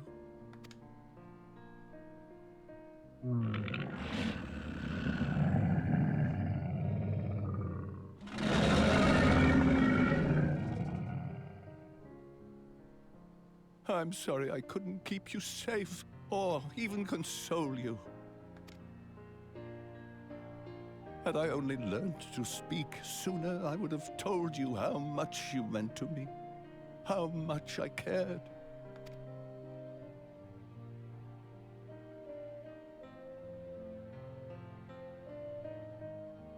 I knew. I always knew.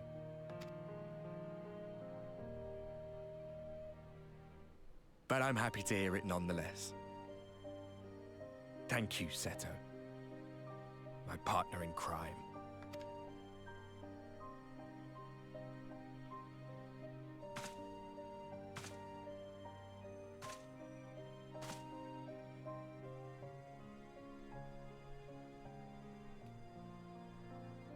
I see. His journey continues.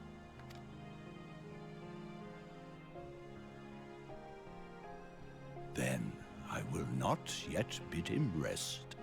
With you, he may look forward to many more adventures.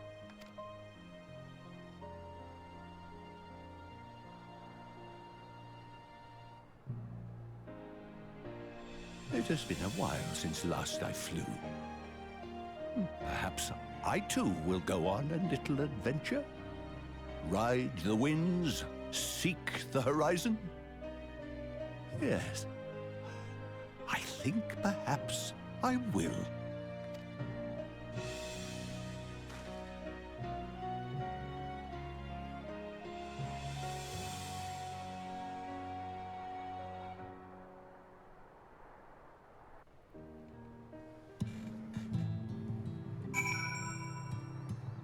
Oh, you gotta fly back now.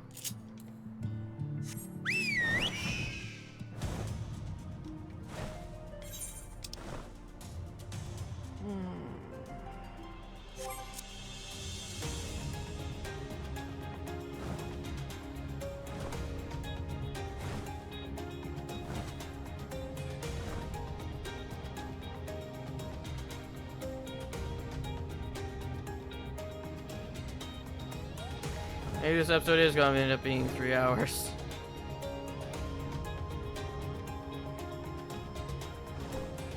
If I'd known this was gonna be like this, I would have stopped recording after that. Right. Whatever.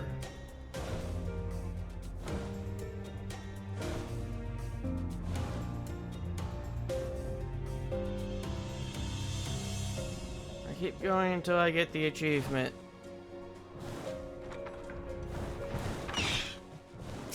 Oh, until Edgar gets it, technically. Thou art returned. Tell me, how did Seto receive thine offering? Remarkable, 'twas fated that thou shouldst be the one to undertake this task, I think. As Arbert liveth on in thee, so too shall he and his comrades live on in the hearts of the people of Northrend. And their tale, now rightly told, shall inspire new warriors of light for generations to come.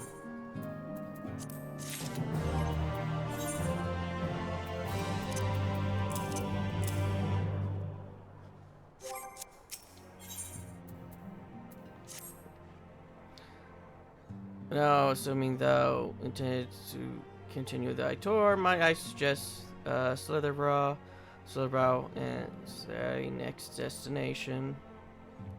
The task of tying up one's abode is solemn light work, yet I suspect Ystroda's is heavier than most. Suffice it to say, a pair of helping hands might not go amiss.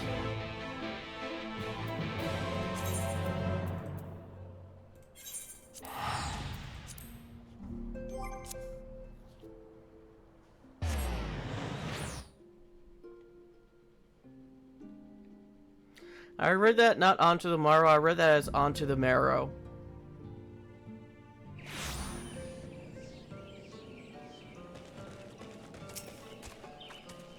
And what is this? Have you come to spy on me? Does everyone J truly think me so, slovenly? The nerve. Loath as I am to disappoint, I put my affairs in order some time ago. I've even bade my farewells. To everyone save Runar, that is. He's nowhere to be seen. He's probably hiding in the corner crying.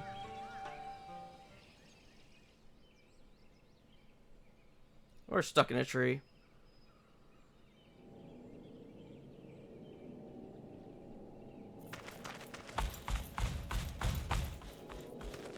Master Matoya.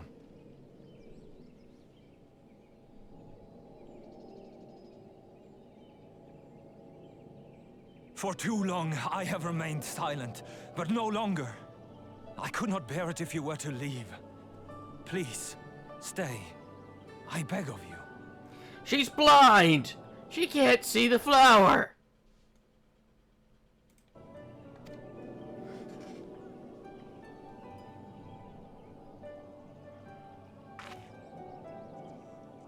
Runar, please.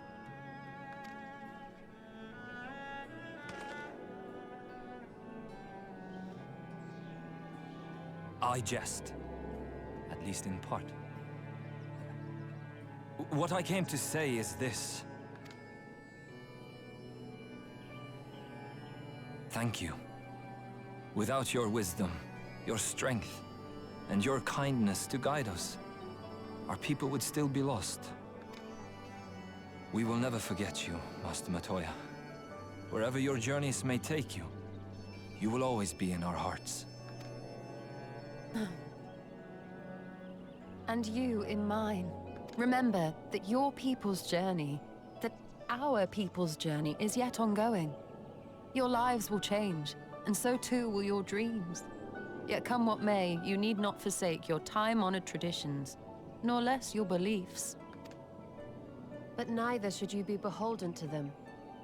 For it was with curiosity and courage that the Knights Blessed first triumphed over adversity. New knowledge and new wisdom are ever worthy of pursuit. Indeed they are. And so, until we return to the Sunless Sea, we shall endeavor to live our lives to the fullest.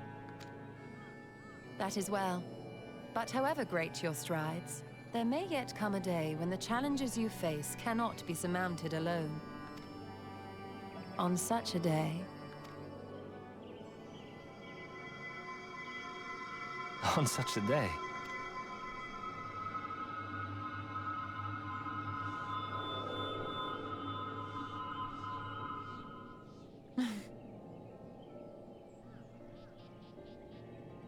You may call on me. Since a means to travel between worlds exists, you can be sure I will find a way to employ it. And there remain so many mysteries here that want for solving. Master Matoya! Runar, really?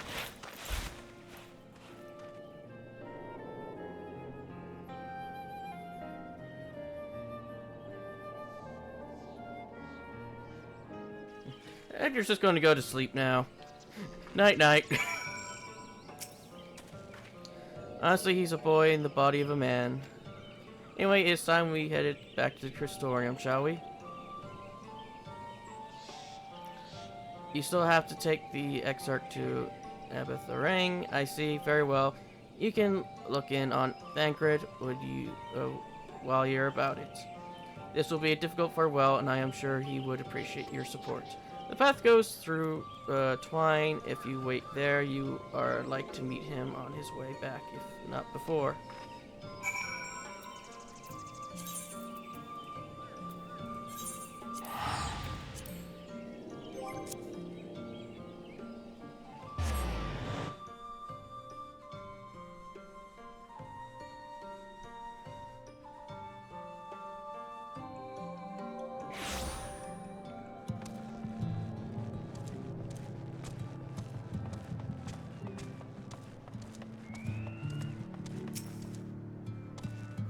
Let's talk to Magnus the Red.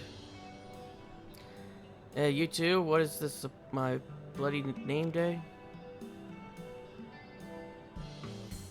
I see, yes, Thrankard was here. And Ring too. They said they wanted to go to Nabatharang, so I gave them the use of the trolley. That's right, the old girl's up and running again, but we don't just put it back together, mind you. No, we, with a little bit of help from Mr. Chai, we made her faster. And stronger. Oh yes, the future trolleys is looking brighter than ever. Whisper it, but I reckon it might be time to reach for the stars or the trolley to dwarf all the trolleys. Yes, mean we'd be better making them smaller, that way they can fit in narrow shafts. With that's genius, why didn't I think of that? Enough, you can daydream in your own time. In case you've forgotten, our priority is to have more working trolleys. That's why we turned to China's. By the way, not to make the one trolley we've got go faster, we needed help getting a few Talos back in working order, see? We were out testing them when your airship came down. As a matter of fact, you seem to have a habit of crashing things. We're back. Our thanks for the loan of the trolley. Edgar, what are you doing here? Don't tell me the others are waiting for us. That's relief. At any rate, we've done what we came to do, which means I'm ready to leave. Or as ready as I'll ever be. Not to pry, but what's going on? You're off somewhere? You can say that. See?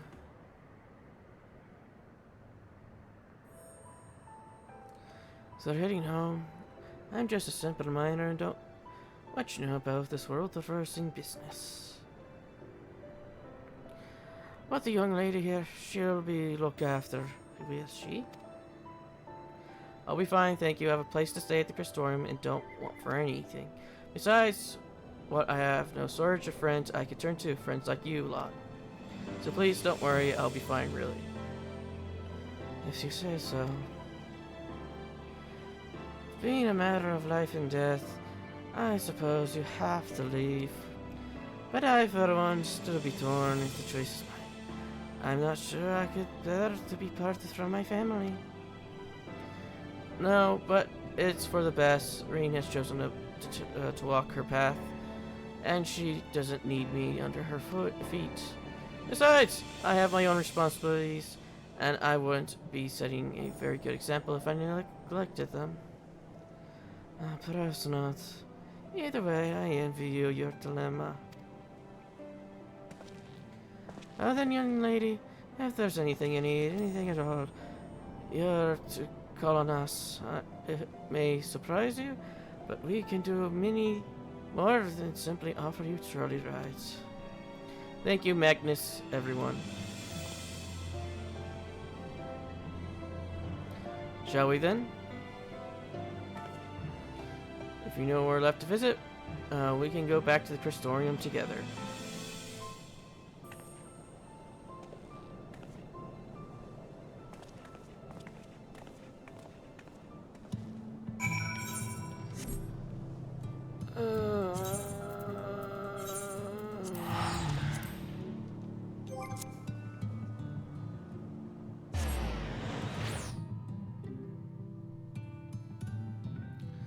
I'm running on what little is left of me.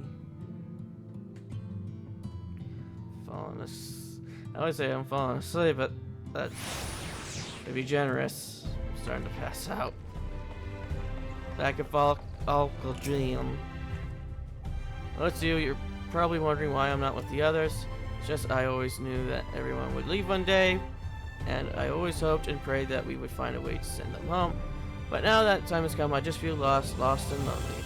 I don't want our last moments together to be sad. I want to hold myself together just long enough to say that the things I need to say, but I'm not sure I can even do that.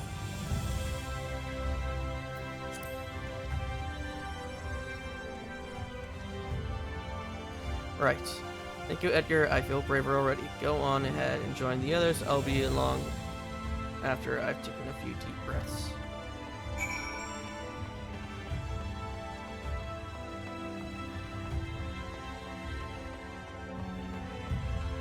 I see Threepwood, and I think of Monkey Island.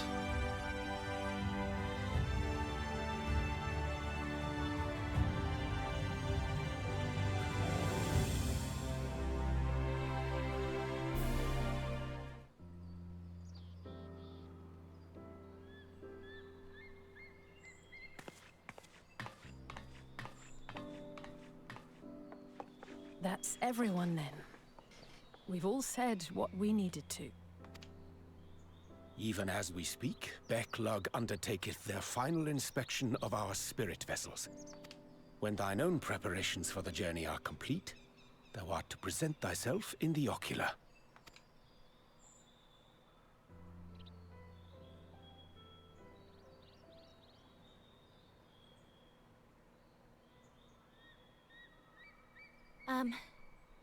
Everyone?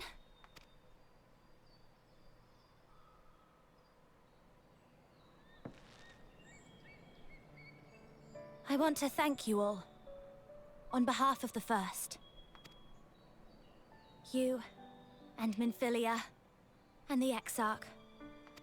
Without each and every one of you guiding us, fighting for us, we wouldn't be standing here now. There wouldn't even be a here. And no words can express our gratitude.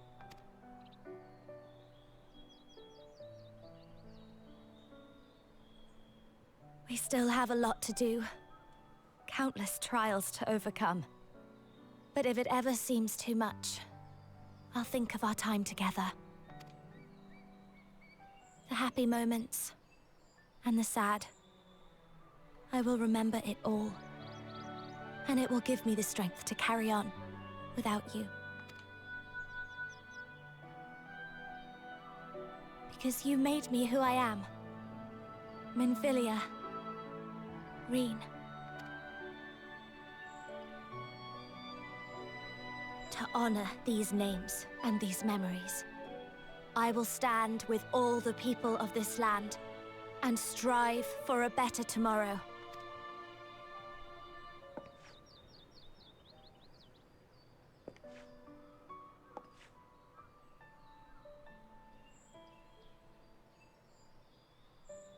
Thancred, I believe the honor of responding should rightfully be thine.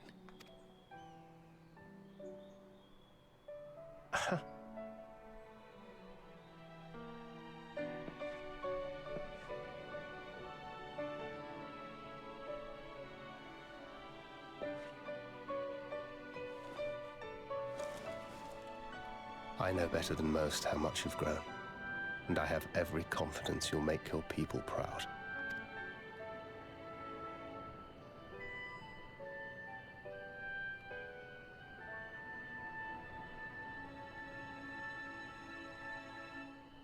Gods know I'm proud of you. I always will be. You deserve all the happiness in the world, and more.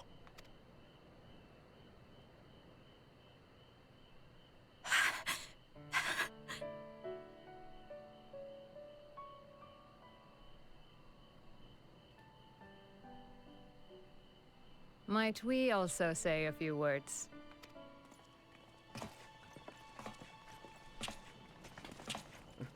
Oh god, we're about to get mugged. Why, this is just about all of you. To see you off seemed the least we could do.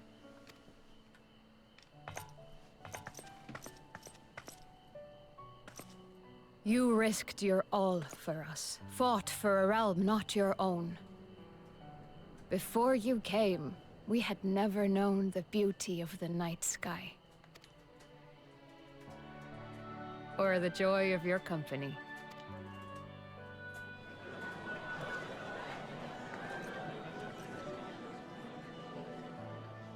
Though it saddens us deeply to bid you farewell, it has ever been our way to send off friends with a smile.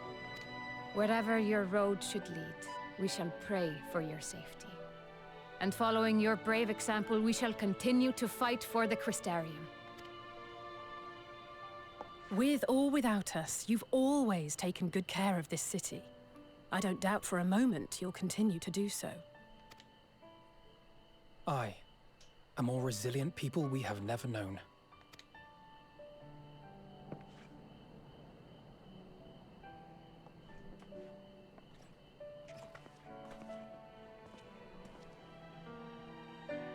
As resilient and enduring as the tower that watches over you. To the last, we did not question the Exarch about his past. It is only now, when he can no longer tell us, that we believe we know the answer. We have heard what became of him, and what is about to be attempted. All will be well.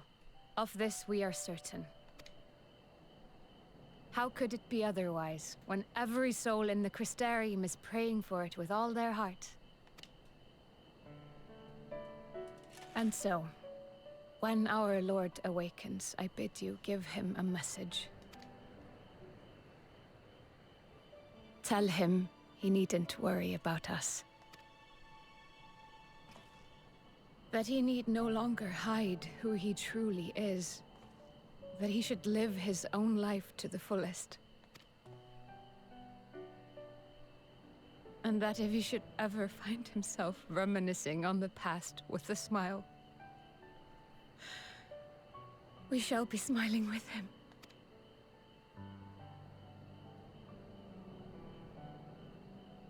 Will you tell him this?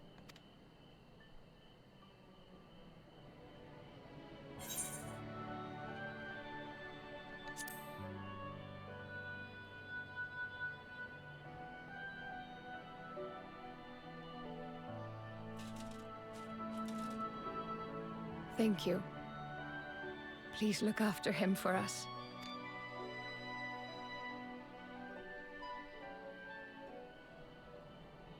I dare say we have all the good wishes we can carry. Let us be on our way.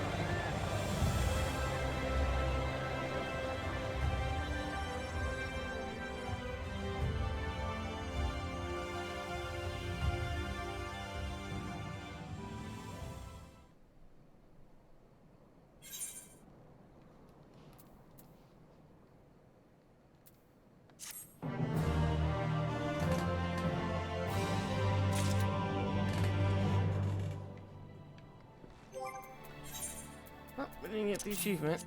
At least we got a minion. Well, I suppose it's time. Are you ready, Edgar? Alright, let's not keep the others waiting.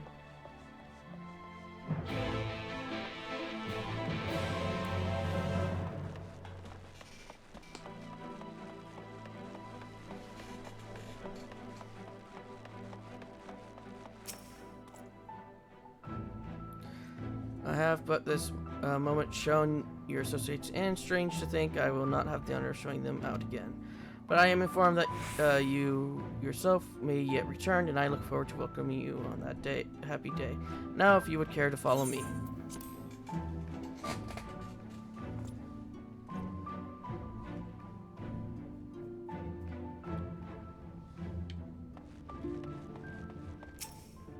What? Oh.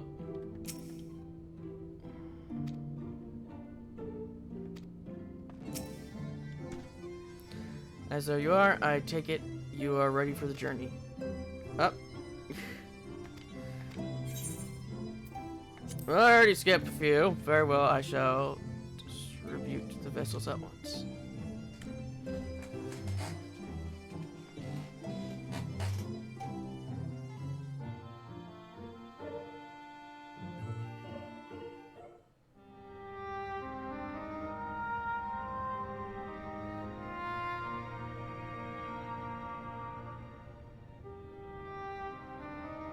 All right, then. Pray proceed as instructed, beginning with your memories.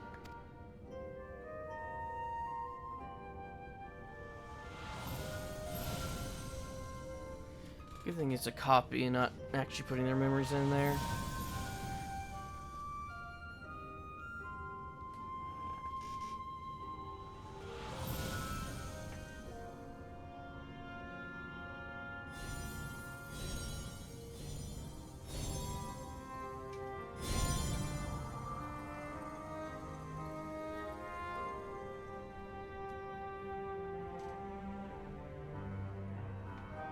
The first step is complete, and all appeareth to be in order. Well, that just leaves our souls then.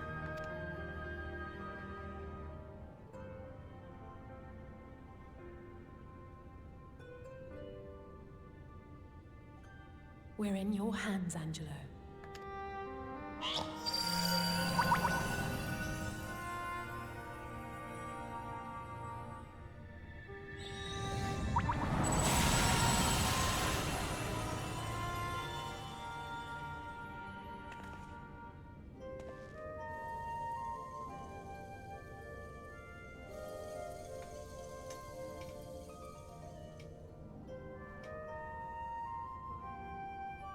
It is done! The vessels have received of both their memories and their souls! And their clothes! And their gear. Yeah. I hereby entrust them to your care. They belong to you now. Just be sure to guard them well, yes?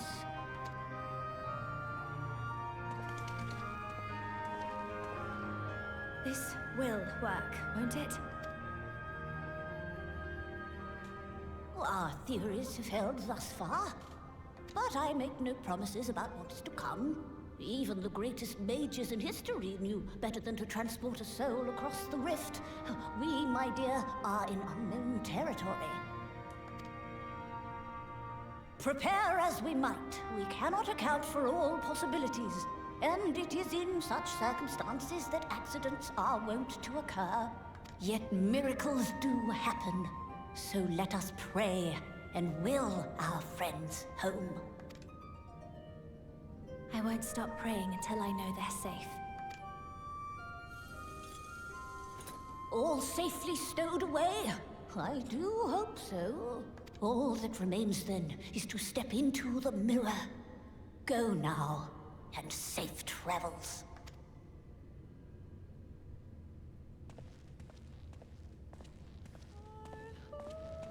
I wonder if we can attend this so it drops us in the crystal tower. Like go through this crystal tower's mirror and exit through the crystal tower in the source.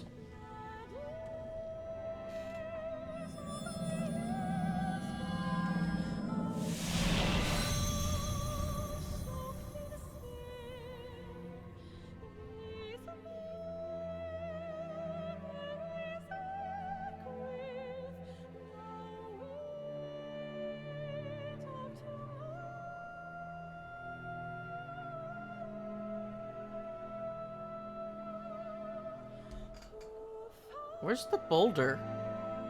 Well, boulders. So I see the Elysium is here, but neither of the boulders are.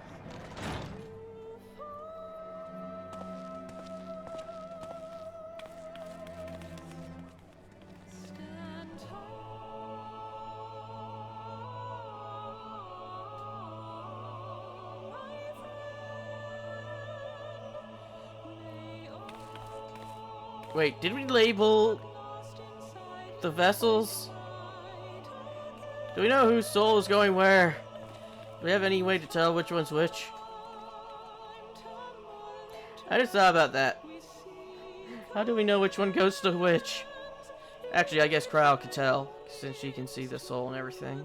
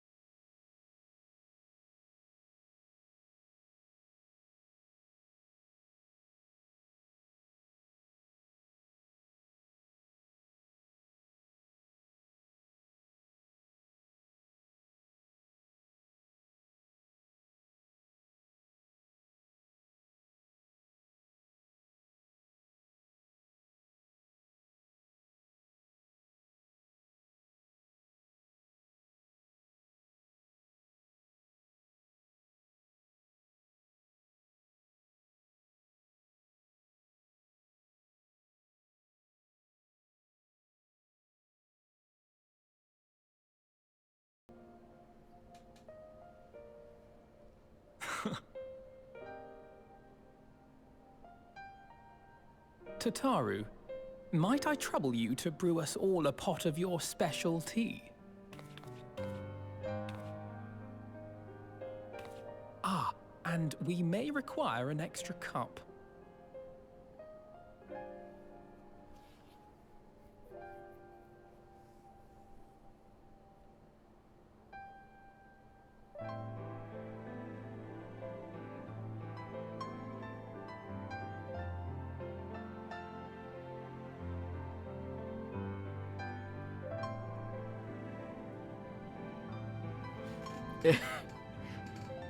Yours is a long road, my friend, and it stretches onto places beyond imagining.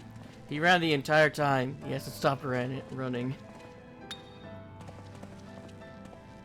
With your every step, these grand adventures shall grow more distant and faint.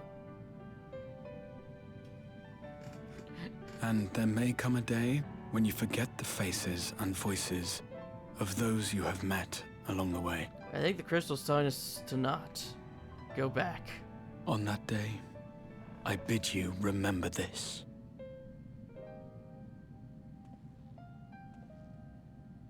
That no matter how far your journey may take you, you stand where you stand by virtue of the road you walked to get there.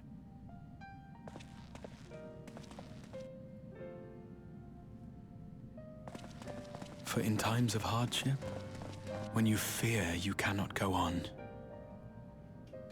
the joy you have known, the pain you have felt, the prayers you have whispered and answered, they shall ever be your strength and your comfort.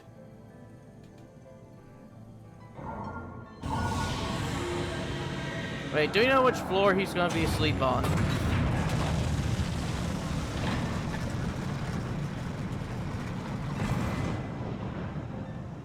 Oh, we have the teleporter, so we'll figure it out quickly.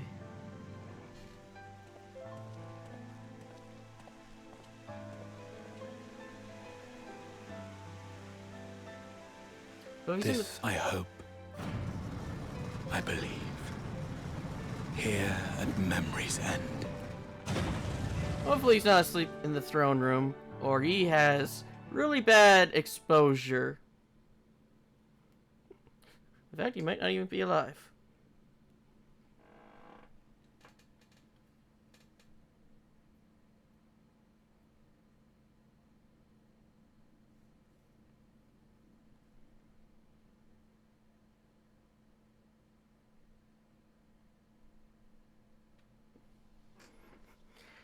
Later, sometime that year,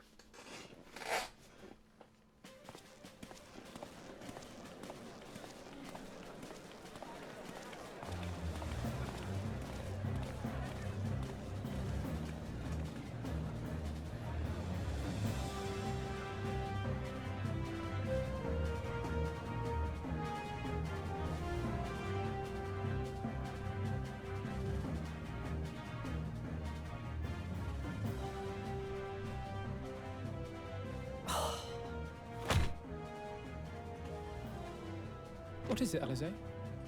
Are you all right? Do you still feel under the weather? Physically, I couldn't be better. Thanks to Kryle's ministrations, I'm already looking forward to our next fight.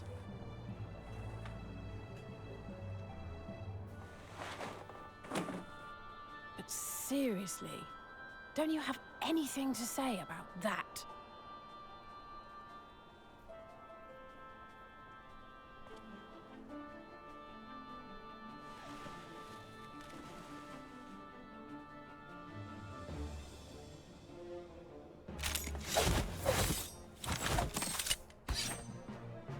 that they managed to get exactly the same outfit that they've had before in Shadowbringers.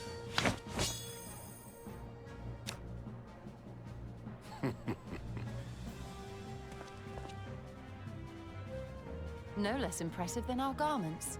You've outdone yourself, Tataru. To give credit where it's due, I had help from a certain fiery pixie who visited me in my dreams. They gave me all the information I needed to get the details just right. For your weapons, though, I needed a lot more help. Thankfully, our favorite heads of state were happy to place their finest craftsmen at my exclusive disposal. Oh, and speaking of the Alliance leaders, they all expressed their unreserved elation at your safe return, and promise to come and see you in person as soon as they can. They really needn't have gone to such trouble. But we'll be keeping these gifts all the same. Do pass on our gratitude.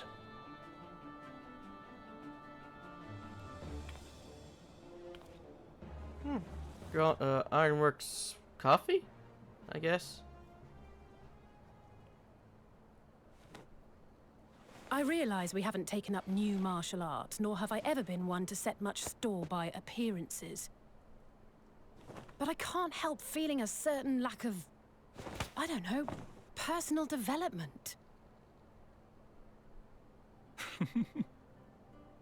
I quite understand.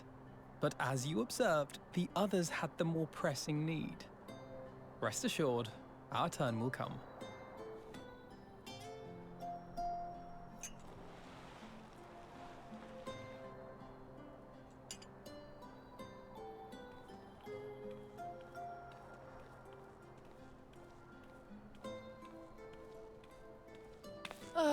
If I expend any more ether, I swear I will blink out of existence.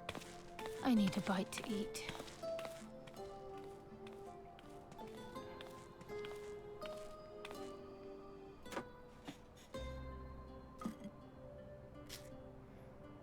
Why is it crunch like toast when it's supposed to be bread? Tataru, a cup of tea, if you would be so kind. And something sweet.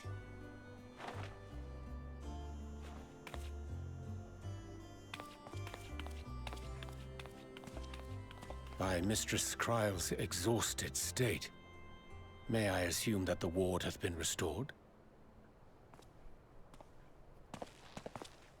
Indeed. We succeeded in weaving it anew, albeit at a slightly diminished potency than when I had Becklug's assistance. It is no cause for concern, though. The tower is not easily reached, never mind breached. And even should some few succeed, their presence won't escape my notice. Excellent. Said duty thus discharged, thou art free to go wheresoever thy fancy taketh thee. Upon which note, hast thou perchance come to a decision? The offer remaineth open. Well, if you're certain that's what you... I mean, if you think I...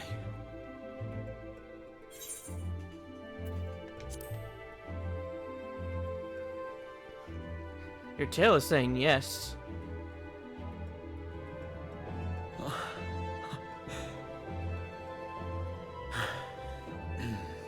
Right. I accept. Henceforth, I shall count myself a scion of the Seventh Dawn. Grahatir, at your service. I have a question. Are you considered legally dead? When I was a boy, many long years ago, I yearned to stand tall as the heroes of Eld. Are you still considered a student of Baldessian as well? But, like a fool, seeking to pluck the stars from the heavens, my every attempt to reprise their deeds fell short.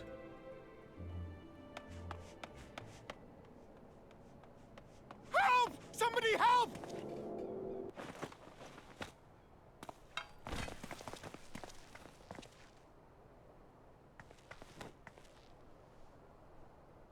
Hippogriffs! Hippogriffs on the rampage! A giant flock of them! Please, we need help! I could do with a little rampage myself. What? Now wait, just a...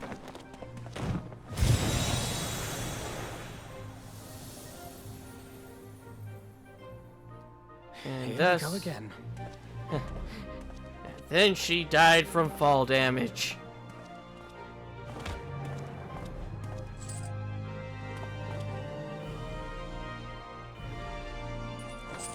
I wonder about he got his eye back, but she's still blind?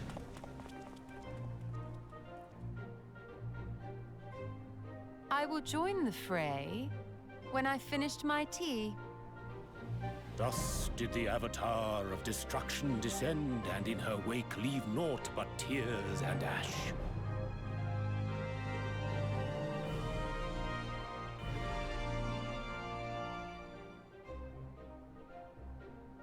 And then, one day, an all but forgotten dream from my youth stood before me, in the flesh.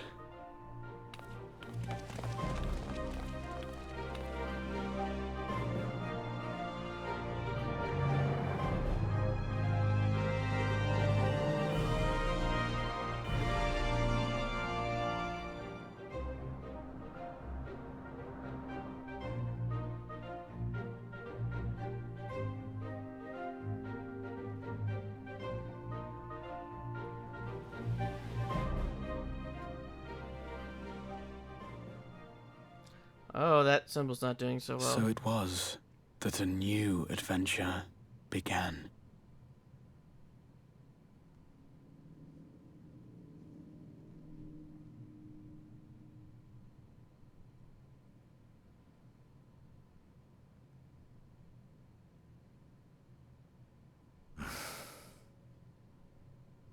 The memory of a dying world's end. Night after night. And I thought it but a tired old dream.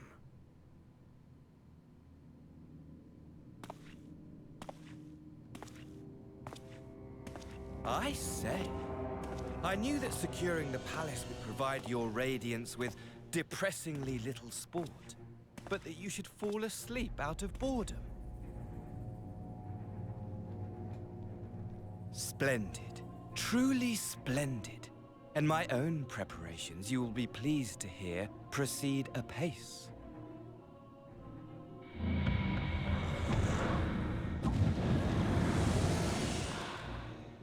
Oh, yes. They proceed very well indeed. Frighteningly so. And we owe it not least of all to this singularly useful body I chanced to find. With the Populares now all but destroyed, it will be the simplest of tasks to discredit their groundless assertions that I met with a grisly end.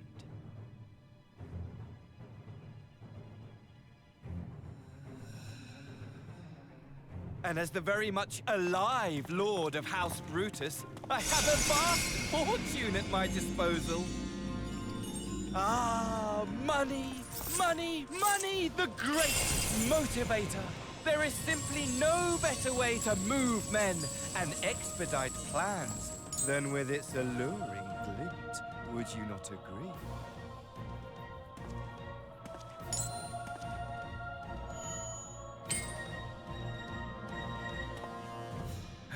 But wait, were we not acquainted, you and I?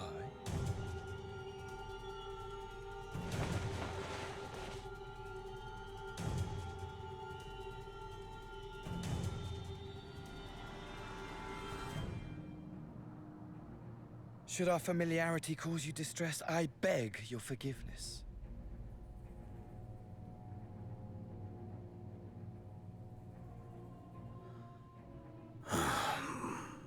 What did you say your name was?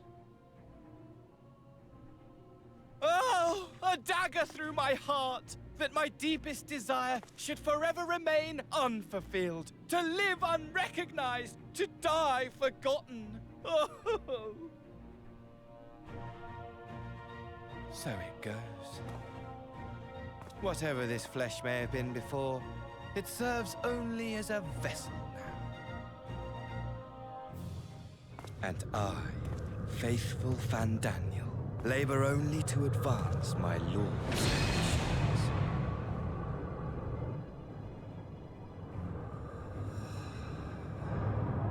Speaking of which, with the palace in our hands, we may now proceed with the next phase of the plan.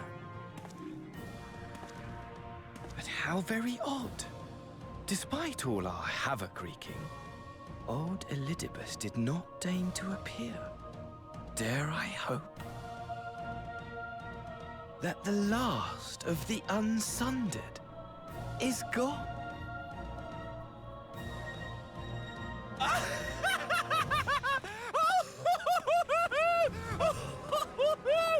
Imagine it! Bound no more by the shackles of mouldering memories of damnable duty, free at last to live for the moment!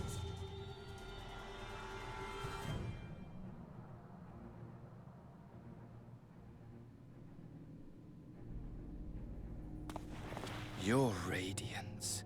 But give the word, and I shall go forth and prepare for you your hunting ground.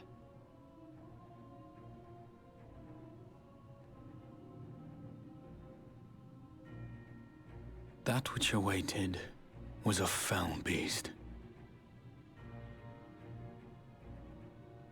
Ferocious, ravenous, remorseless. Do as you will.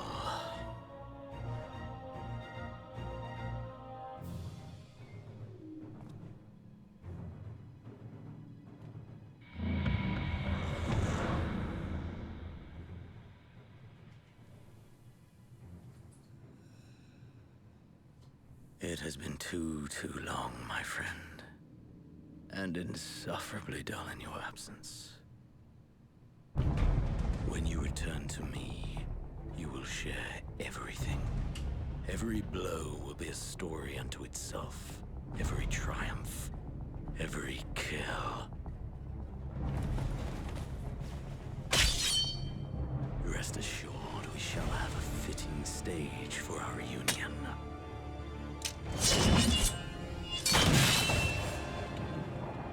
Oh yes, to reprise that transcendent moment, I will set this world ablaze. We shall dance before the pyre.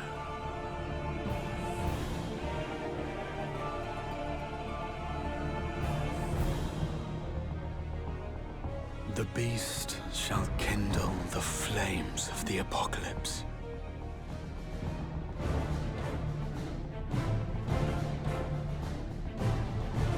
Into its domain shall the hero set forth for the final chapter in the tale of this star.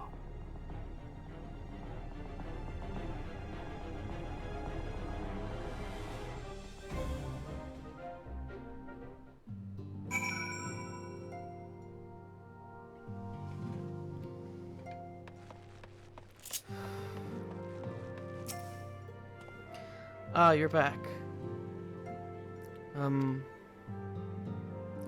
Tell me, Edgar, do you think I was exceedingly familiar earlier in my tone and memorisms? I thought it better to be familiar than formal if we are to be comrades, but now I'm worried that it may have distracted from the gratitude and respect I harbor for everyone. Perhaps you might consider it a nod in my regrettably less than humble beginnings. Yes, that will do. Being free to live as one pleases is not without its challenges. In a way, it was easier when I had a mission that consumed my every waking moment. It provided me with a focus, a constant push in a singular direction.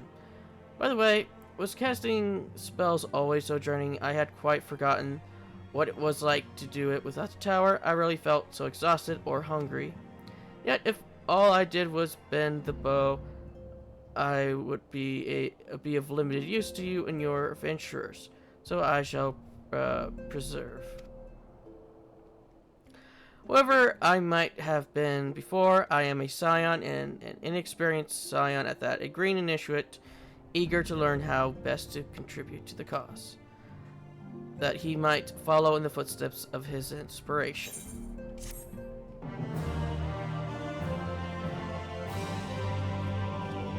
Now available as your trust companion.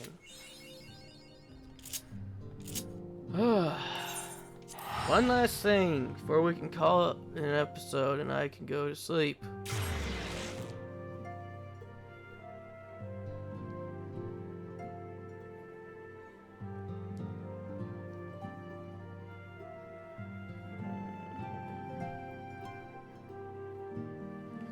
I think I've been up 18 hours now.